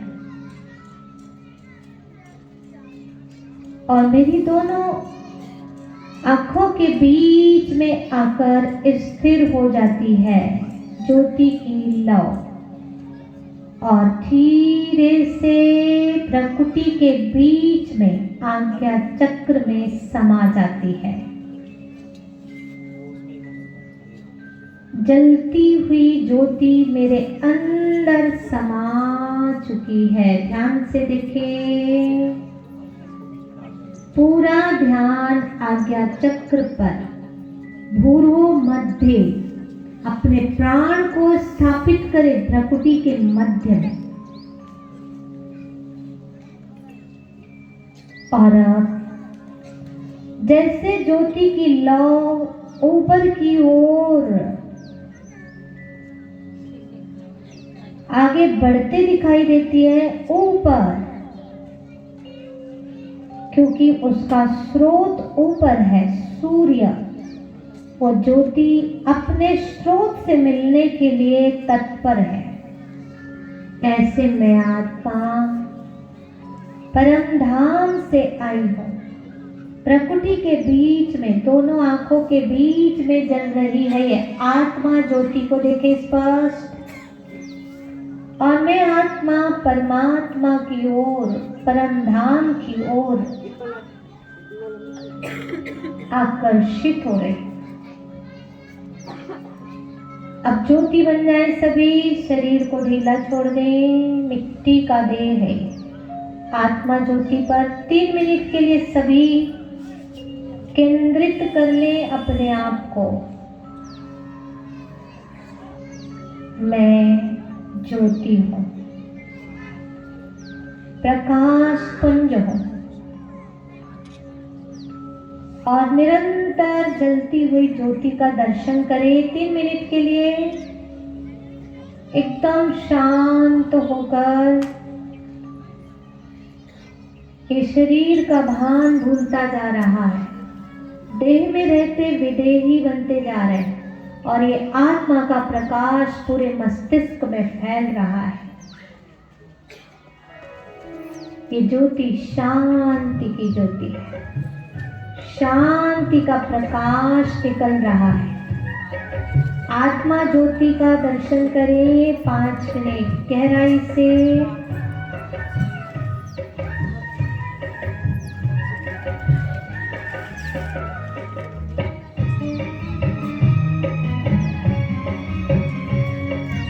और यहाँ जितने भी बैठे